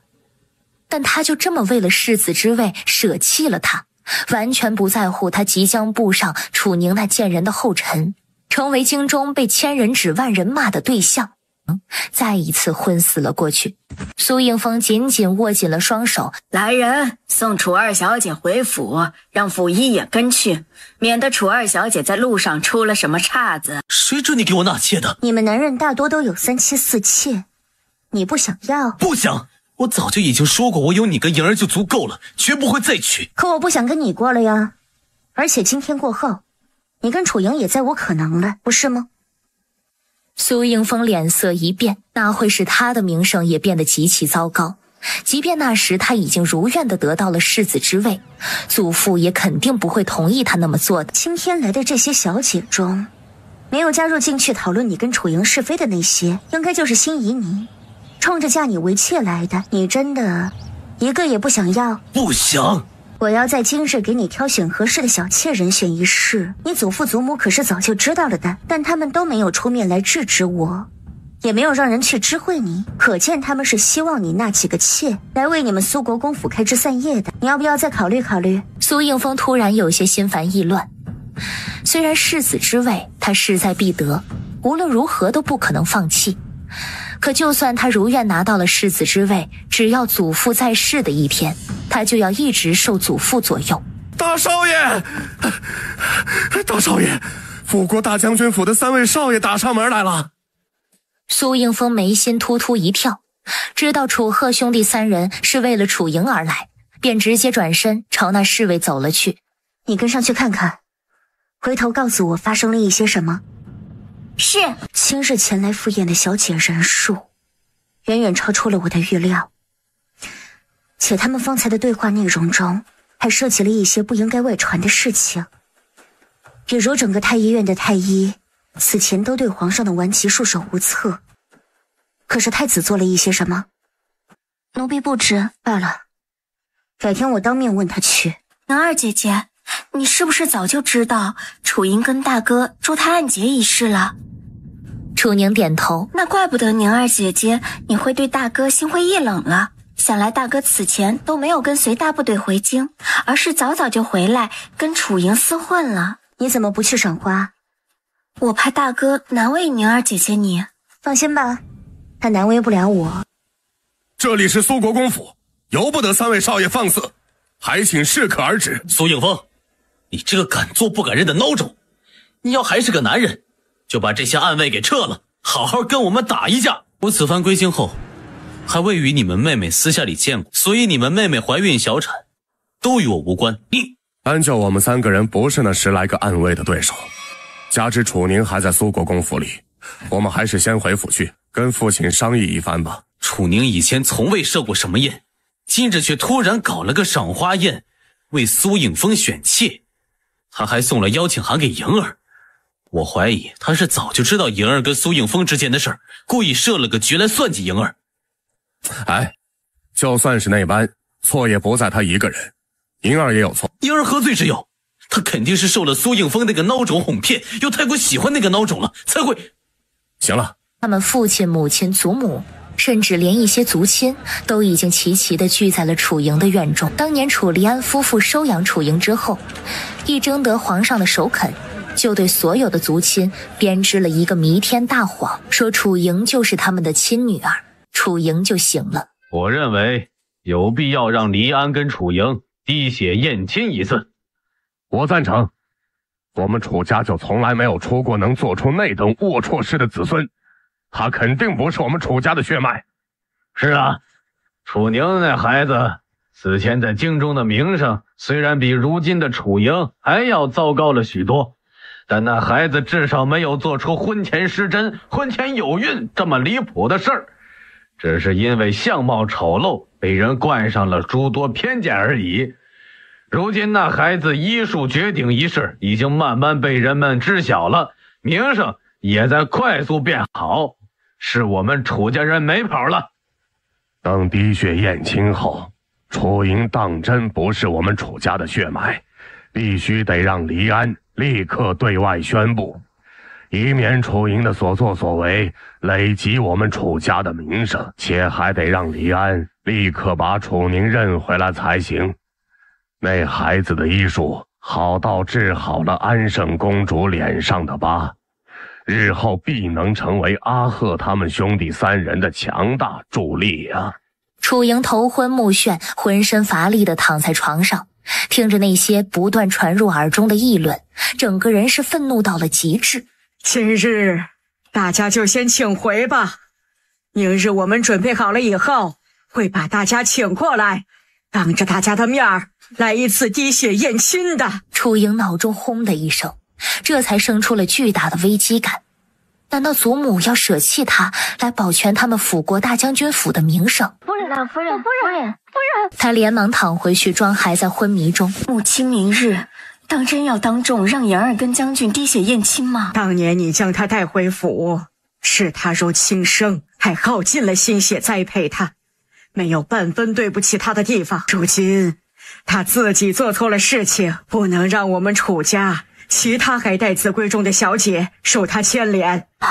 可皇上那边，皇上如今是向着宁儿的，而我们在此前5年里，因为总偏袒着楚莹，让宁儿受了许多委屈。一旦我们对外宣布楚莹并非我们楚家的血脉，我们必然会沦为京中百姓茶余饭后的笑柄，但那对宁儿来说却不是一桩坏事，所以皇上是绝不会反对的。于静书沉默了，他虽然很后悔此前5年没有对宁儿好一些，也因为某些猜疑跟莹儿离了心，但莹儿也是他宠大的，手心手背都是肉，他不忍心看莹儿步上宁儿的后尘。来人，把楚莹院中的所有丫鬟婆子都带去我院中关起来，稍后我要亲自审问他们。是。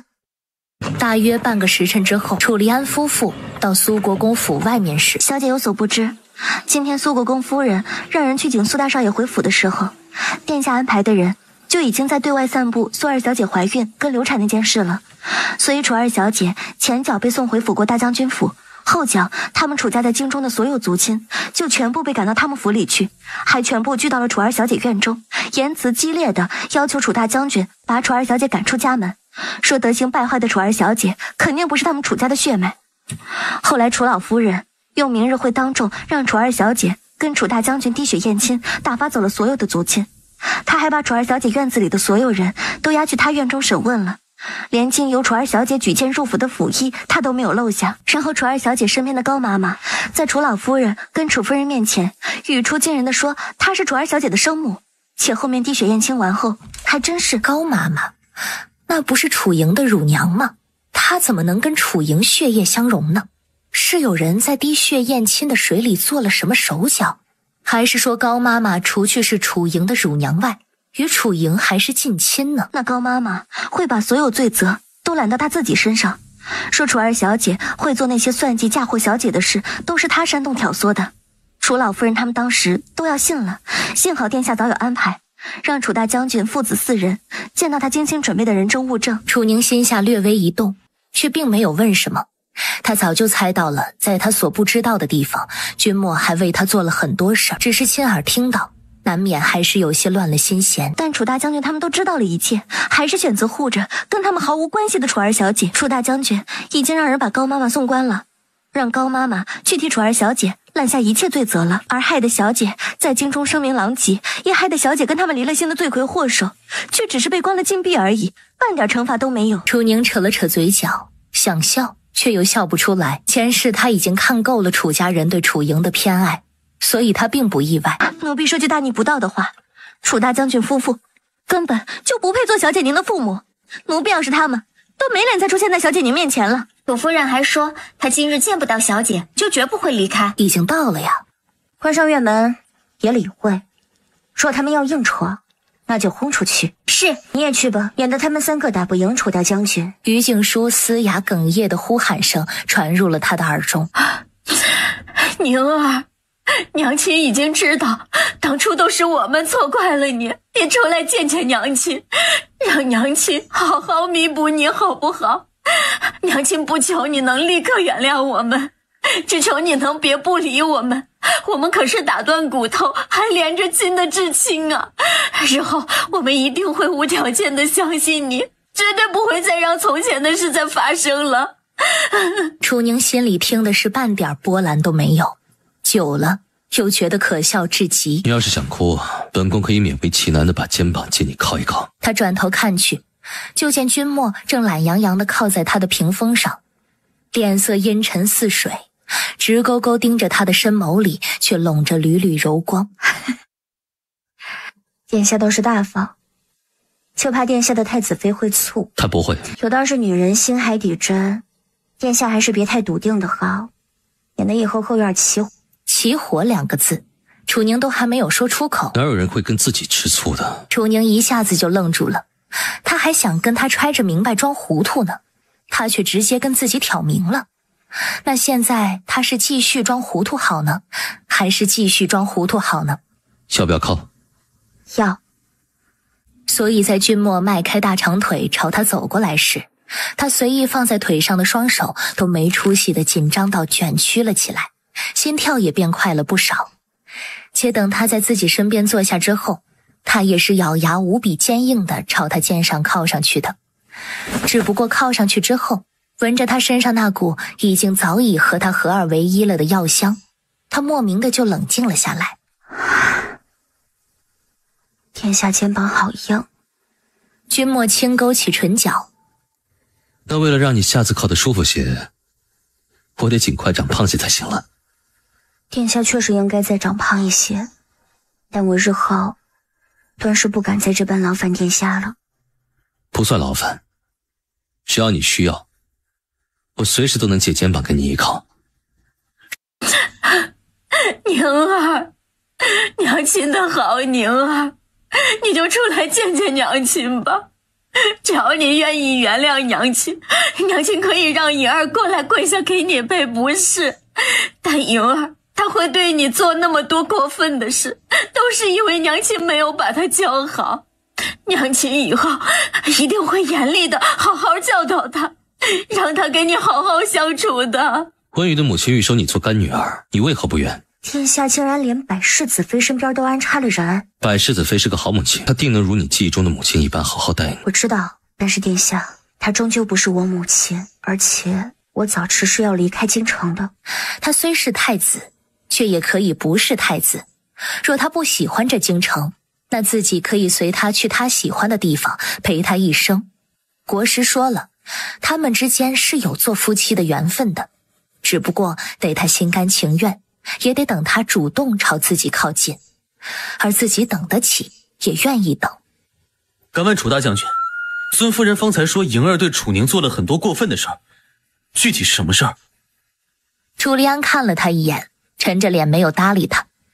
若非宁儿和莹儿都喜欢他，就凭他夺了莹儿的清白，却还当众否认了跟莹儿有了夫妻之实，他们父子几人就绝对不会放过他。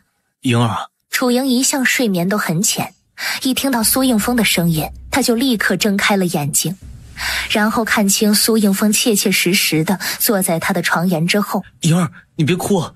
今日我会在人前否认，是因我祖父不许我承认。你且耐心等上一些时日，他朝我一定在人前解释清楚，还你清誉的。又是你祖父，次次都是你祖父。说你祖父活着一日，你就要说他左右一日。那我不是就要一直受尽旁人的指点非议？虽说为了你，我什么都可以忍受，可风哥哥，你怎么忍心让我面对那些？我当然不忍心了，我都心疼死了。可你也知道，我若想得到世子之位，就不能忤逆我祖父，我实在是没有别的办法呀。我是知道，可我没有想到风哥哥，你会为了世子之位，让我独自来面对如今的局面。我不单单是为了世子之位，也是为了我们呀。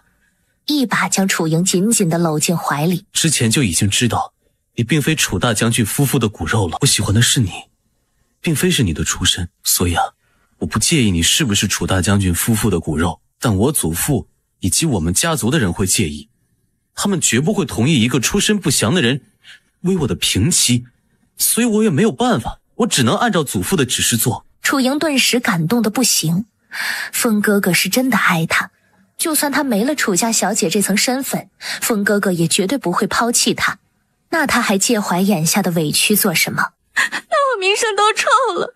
风哥哥，还能娶我进门吗？能的呀，只不过眼下只能以妾的身份。楚莹心里狠狠一颤，差点没忍住推开苏应凤。妾，身为京中第一才女跟第一美人的她，竟然要为妾。为了凤哥哥你，别说为妾了，什么委屈我都能受。等着我很快就能娶你进门的。不论多久，我都会等的。好，莹儿，我发誓一定待你好的。我知道。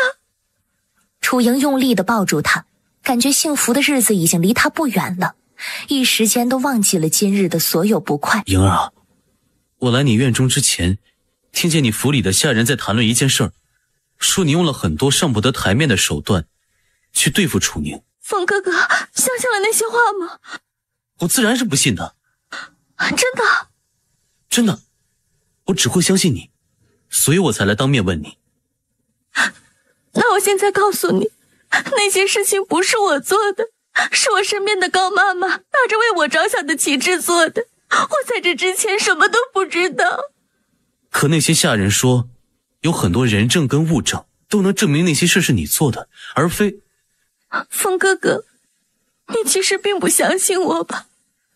我当然是相信你的。可你若是信我，就不会当着我的面提及你那些只是听闻并没有亲眼见到的人证物证了。凤哥哥，你若是不信我，我说的再多都是没有的。你走吧，你也不用费神去征得你祖父祖母的同意娶我进门了。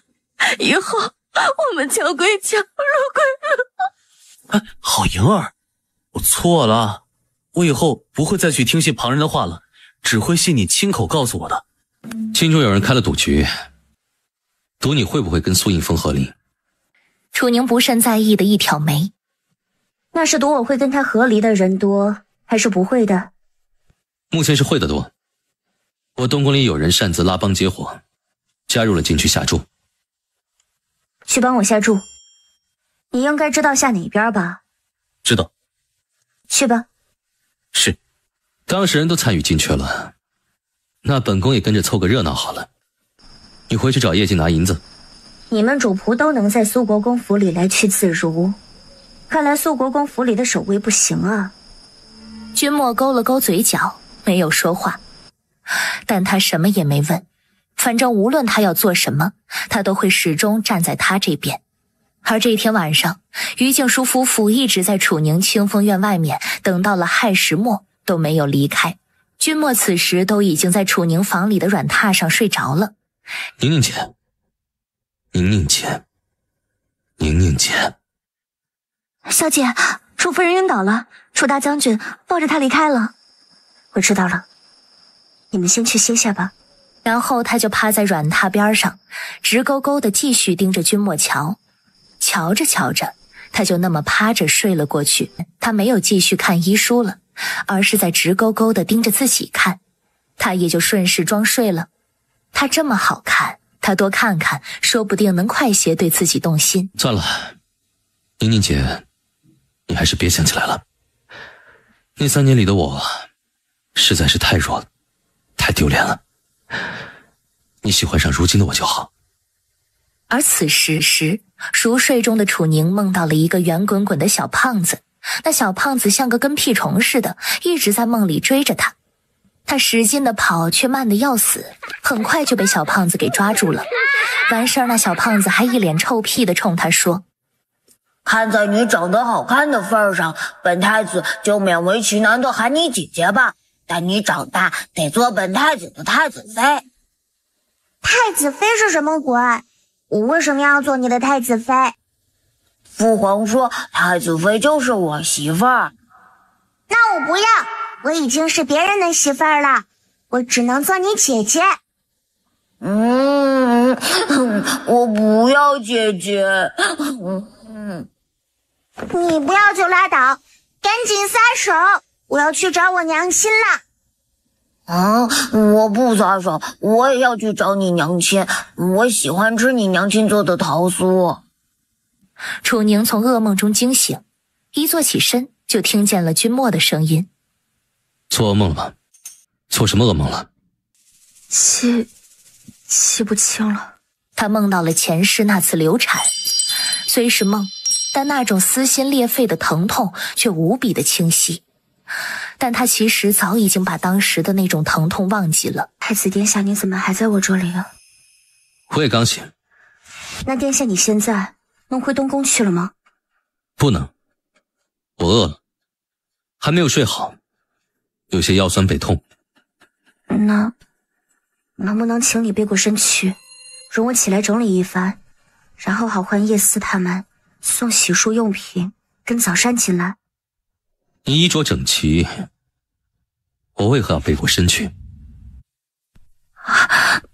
殿下，你应该是叫叶思他们进来，把我抱到床上睡的吧？你不是让叶思他们都下去歇着了吗？殿下，你那个时候难不成在装睡？我只是在半睡半醒间凑巧听见了你们的对话而已。我怎么那么不信呢？信不信随你。他们歇下了，殿下你也可以放着我不管的，毕竟男女有别，且我还是有夫之妇。你打呼啊，你还磨牙，吵到我了，我只能受累把你抱去床上睡。至于男女有别，你不是说大夫面前无男女吗？而且你挨着我睡就挨着我睡吧，还要死死抓着我的手，你显然一点都不在乎那男女有别啊。最后那有夫之妇就更无所谓了，反正你也快跟苏应风和离了。楚宁因为今天天一亮，他二哥三哥就相继溜进他的房间里，给了他一颗定心丸，说父亲绝不会将他赶出家门，只是会严厉地管教他一段时日罢了。今儿也只是走走过场，给族亲们一个交代。烦请大家先静一静，我有话要说。今日我想借着长辈们都在场，为我妹妹楚宁说几句话。我妹妹楚宁？大哥明明都已经有好几年没有用妹妹二字来称呼过楚宁了呀。大家应该都知道，楚宁会跟我们走到今天这一步，是因为她归家后断断续续做了很多很不好的事情，比如逞强胡乱在我们祖母身上用药，加重了祖母的病情；又比如因为不喜欢银儿而对银儿下毒。然而事实上，这些事情都不是她做的，而是银儿受了身边的人挑唆，设计来使我们与她离。那些事明明是妹妹身边的高妈妈所为，妹妹都不知情，你不能把那些事强加到妹妹身上。楚河看了他一眼，眼底满是不赞同。昨日父亲母亲去楚宁的院外等到了深夜，最终母亲都累到昏倒了，楚宁也没有见父亲母亲，那就意味着楚宁是真的想跟他们断绝关系。二弟，你当真已经把小时候那个总是跟在我们身后甜甜软软的唤我们哥哥的宁儿给忘了吗？宁儿虽是受了身边人挑唆才做下那些事情的，但他也确确实实的生了害宁儿之心，而他之所以会纵容身边的人做下那些事儿，是因我这个养父没将他管教好，故而我不会将他逐出家门。李安，你是要为了他这个养女舍弃自己的亲生女儿吗？此前我们不知真相，以为楚宁当真因为毁了容貌坏了心性，也就由着你们跟他断绝关系了。可他既然只是遭人陷害了，是无辜的，那我们可就要你给我们一个说法了。而莹儿5岁多来到我们身边，如今20多了，整整15年光景。换作您能二话不说就将他逐出家门，与他划清界限吗？若非与你们离了心，失了你们庇护，宁儿那孩子前几年里哪可能如过街老鼠一般落到人人喊打的地步啊？还有苏国公府那小子，但凡你们重视宁儿一些，那小子敢那般对待他吗？而他遭受的那一切都是拜楚营所赐，你们却还要在得知了一切真相后，继续护着楚莹。我会给宁儿一个交代的。宁儿因莹儿受了5年的苦，我会把莹儿送去思过庵，去思过5年。父亲！楚莹唤得不可置信，且摇摇欲坠。那思过庵可是京中犯了不可饶恕的大错的小姐贵妇才会被送去的地方，进了那里面的人，名声可就算是彻底毁了，日后出来比那过街老鼠还要惹人嫌弃厌恶啊！让妹妹去思过庵会不会太过了？而且5年也着实太久了些。妹妹如今都20岁了，5年后出来可都25岁了呀，这还如何嫁人生子呢？他有说是为何事而来吗？他说是为了几位他们太医院此前送入小姐手中的稀缺药材而来的。楚宁挑了挑眉，几乎是立刻就知道了李富秋的来意。请他进来吧。在下久闻苏大少奶奶您的大名，此番机缘巧合领略到了您的制毒手法，对您是佩服的五体投地呀。楚宁微微蹙起眉，他被人骂惯了，也受轻视惯了，实在是有些不适应被人当面恭维，就扑通一声地跪在了他面前。请苏大少奶奶收在下为徒。楚宁都有些给他整懵了。不瞒苏大少奶奶您啊，在下4年前是因为从家父口中听闻了您稳住了皇上的顽疾，还听家父夸你医术好到前无古人后无来者，不服气才考进太医院去的。但在下在太医院里看了皇上的脉案后，却发现若换成在下去为皇上医治，在下也跟家父他们一样无能为力。所以在下一直很想当面跟您请教一二，奈何一直都没有寻到机会。直到此前您夫君请我跟他迟早都会和离，你还是别喊我苏大少奶奶了，直接叫我楚宁吧。李福秋怔了怔，有些不可置信地抬头看了楚宁一眼，因为他对楚宁的崇拜，特意去了解了很多有关于楚宁的事。和离好呀，像苏大少爷那般肤浅粗俗，不知洁身自爱，也不懂怜香惜玉的男人，根本不配做医术绝顶的您的夫君。苏大少爷请我来苏国公府那次，我头一次见到了楚小姐您开的方子，当时就钦佩到想拜您为师了。但家父说您绝对不会收我为徒，我只能将那个念头压下。而此番曹驸马中毒一事，我们太医院所有人都束手无策。可我今日嗅闻了您送去的解药后，却突然就茅塞顿开了，不仅明白了您那毒是如何做出来的，还想到了可以趁机请求您。所以你今日的来意，是想利用我的把柄，逼迫我收你为徒？不是逼迫，是请求。您看，我都给您跪下了。跪着逼迫，比态度强硬的逼迫还要可怕，好吗？我不收徒。至于你窥探到的事儿，你最好别往外说，否则你会成为下一个曹驸马。我原本就没打算往外说，而且我相信您不会对我下毒。为什么？因为皇上曾在说起您的时候，用了心太软，人太傻6个字来形容。加之我又不会做对您不利的事情，只会诚心诚意地请求您收我为徒。那我要是无论如何都不愿意收你为徒呢？那我就在这里跪到你点头说愿意收我为徒为止。叶思，把他给我丢出去。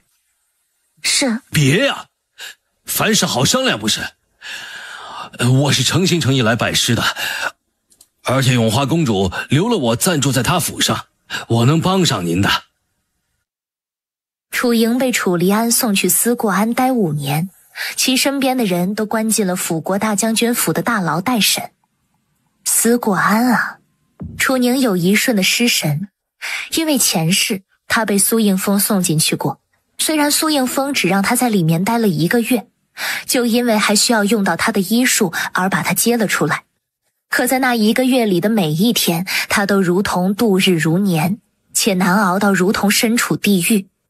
因为那思过庵里包括庵主在内全都是疯子，他们会无所不用其极的来折磨吓唬新人。你去东宫告诉太子，高妈妈不是楚莹的生母。虽然我也不知道她为什么能跟楚莹血液相融，但是我知道她原本的姓是第五。第五，叶翔脸色陡然一变，那可是前朝的皇姓，而前朝皇族的人行事太过荒唐，他们东陈国的开国皇帝在登基称帝之前，顺应民心将他们全部诛杀了。没想到楚莹那个冒牌货竟然是前朝皇室的血脉，那日后楚莹的身份为世人所知之后，楚家人不都得受到牵连？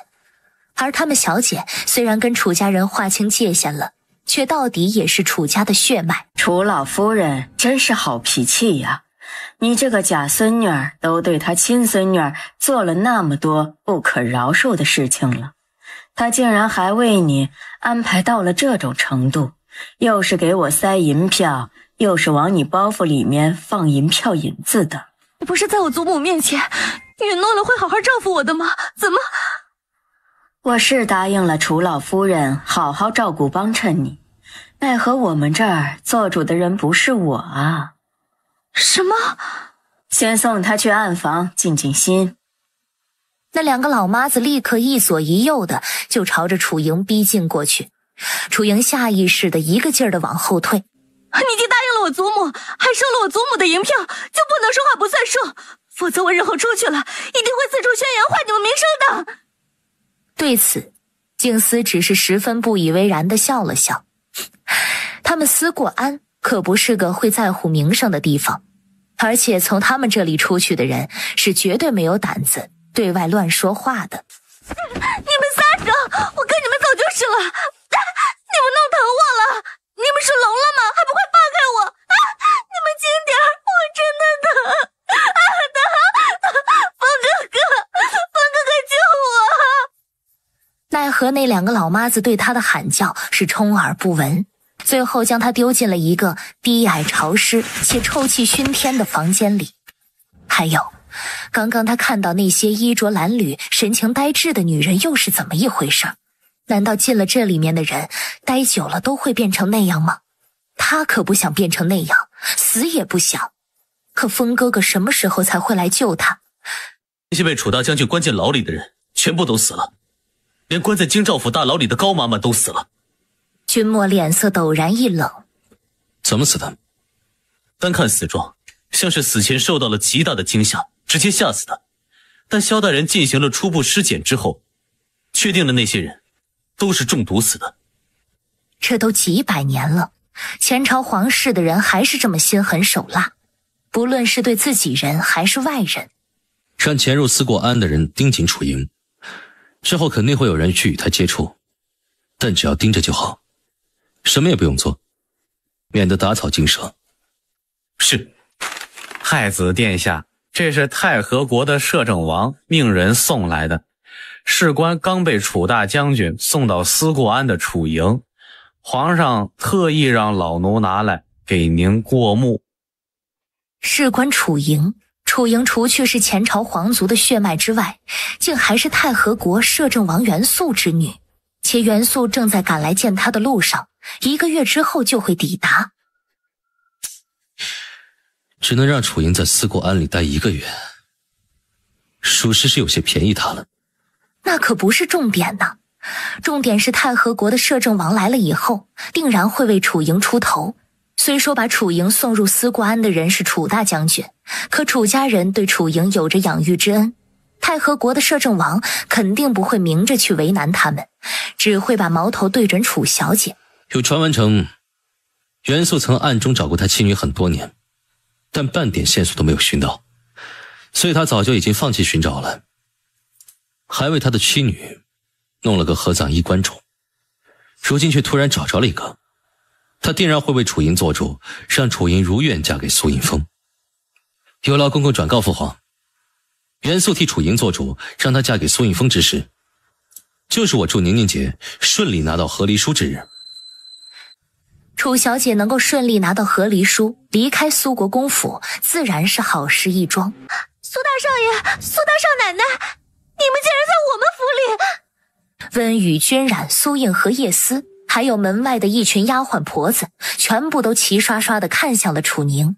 然后不等楚宁吩咐，叶思就如同风一般掠出了房间去。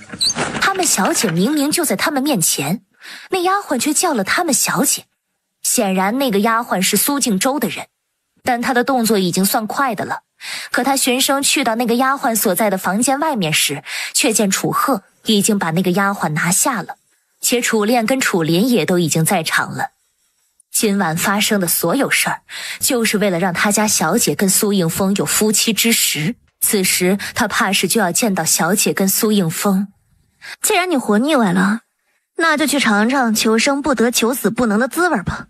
按刚刚那个丫鬟喊的，这会儿苏应风是跟楚宁那个丑八怪在里边行周公之礼吧？他们不是还没有圆房吗？这是他们圆没圆房的问题吗？他们再怎么饥渴难忍，也不该在人吏部尚书府里头做这种事儿啊！真是丢人呐！你们都给老子闭嘴！再多说一个字儿，老子就把你们嘴给封起来！那真是苏大少爷跟令妹。一声怒气十足的滚字突然响起，随即又是一声闷响跟一声惨叫。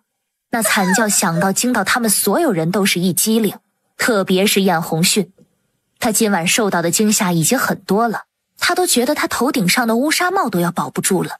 怎么那小夫妻两个行个房还能如此的惊天动地呀？但楚鹤兄弟三个一激灵，是因为他们听出那声惨叫声不是楚宁发出的。而在这个时候，那间房里，苏应风正怒气滔天地瞪着被他一脚踹到了离床好几米远的位置的周慧慧。他去湖里救苏应河的时候，就发现了藏在水里的是祖父的人。当场他就明白了，明明发现了燕府的下人递给他的茶水里有问题，却还是面不改色地喝了。尽管他心里十分不耻用那种下作的方式跟楚宁有夫妻之实，但他已经不能再忤逆祖父了，因为祖父允诺了他，过些日子会帮他从思过庵里把银儿接出来。一声尖细绵长又无比响亮的声音自外面传了进来：太子殿下驾到！太子怎么来了？苏应风脸色骤变，外门的人还是顾青。饶是在房门被踹开的那一瞬，苏应风反应极快地扯下床上的薄被，一撕为二，一半罩在了自己的身上，一半丢过去罩住了周慧慧。陛下，里面是苏大少爷跟户部尚书府的庶出九小姐周慧慧。楚宁人呢？这话君莫是看着燕红迅问的。他端坐在皇上特意命人给他打造的黑色缠蟒轮椅上，脸色阴沉如水，眼里的杀意浓到像是要把吏部尚书府整个夷为平地似的。你们把苏二小姐安置在哪间房里更衣洗漱了？只安在第4间。太子殿下稍后，臣妇这就去将苏大少奶奶。本宫身体不舒服，特地寻他为本宫施针。你直接领本宫去他在的房间即可。是。皇上不想让旁人知道我们殿下目前的身体状况，烦请燕夫人先行退下，并让闲杂人等全部离开这个院子。是。楚宁乍一看见君莫，眉头就是一皱，因为君莫的脸色比他昨儿去东宫的时候要差了太多太多，却没有立刻上前替他把脉，因为他对自己的医术跟用药有着绝对的自信。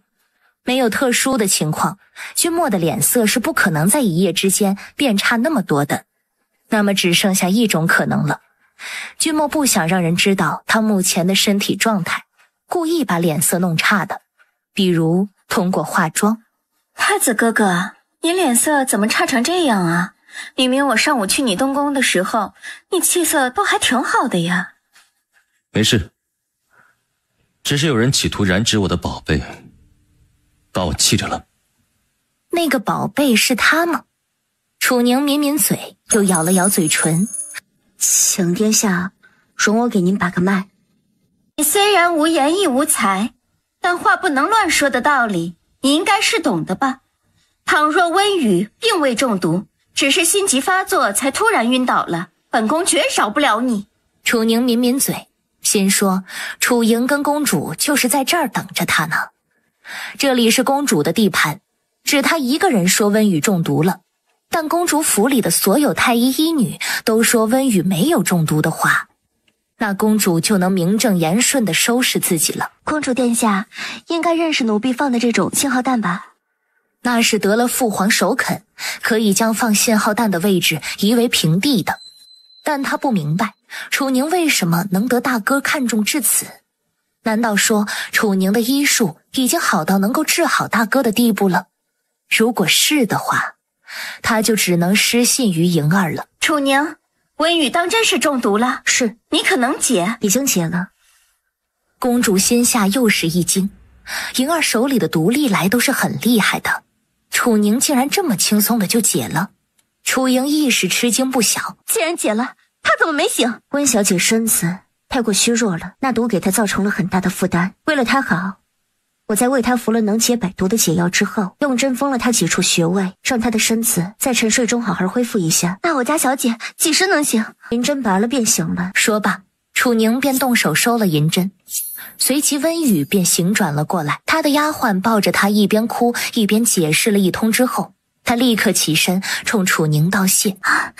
楚姐姐，今日的恩情，雨儿日后必报。楚姐姐，楚宁拧着眉想了想，很快就想起来，小时候他是见过温雨的。今日之事，本宫一定会给你一个交代的。公主殿下无需太过费神，说不准臣女进公主府之前就遭人算计了。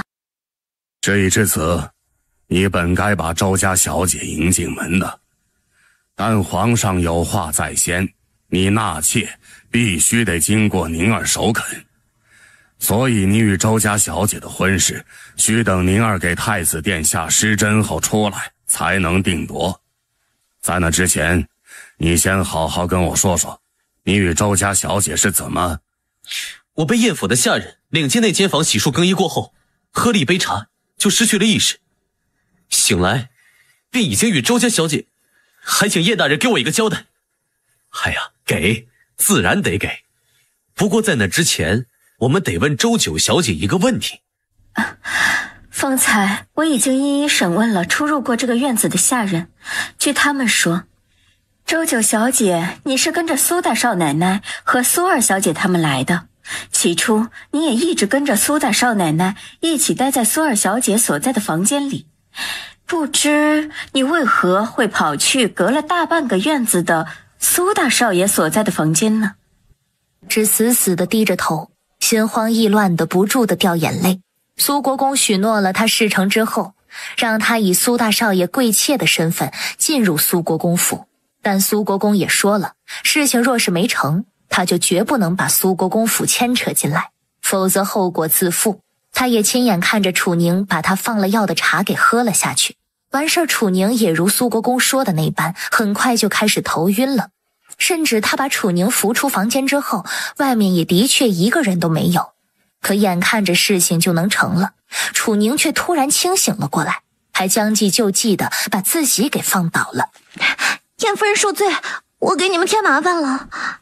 你这么说是在告诉我们，你自己跑去了苏大少爷所在的房间，还往他的茶水里下了药，然后又在他昏迷不醒后进去与他有了夫妻之实。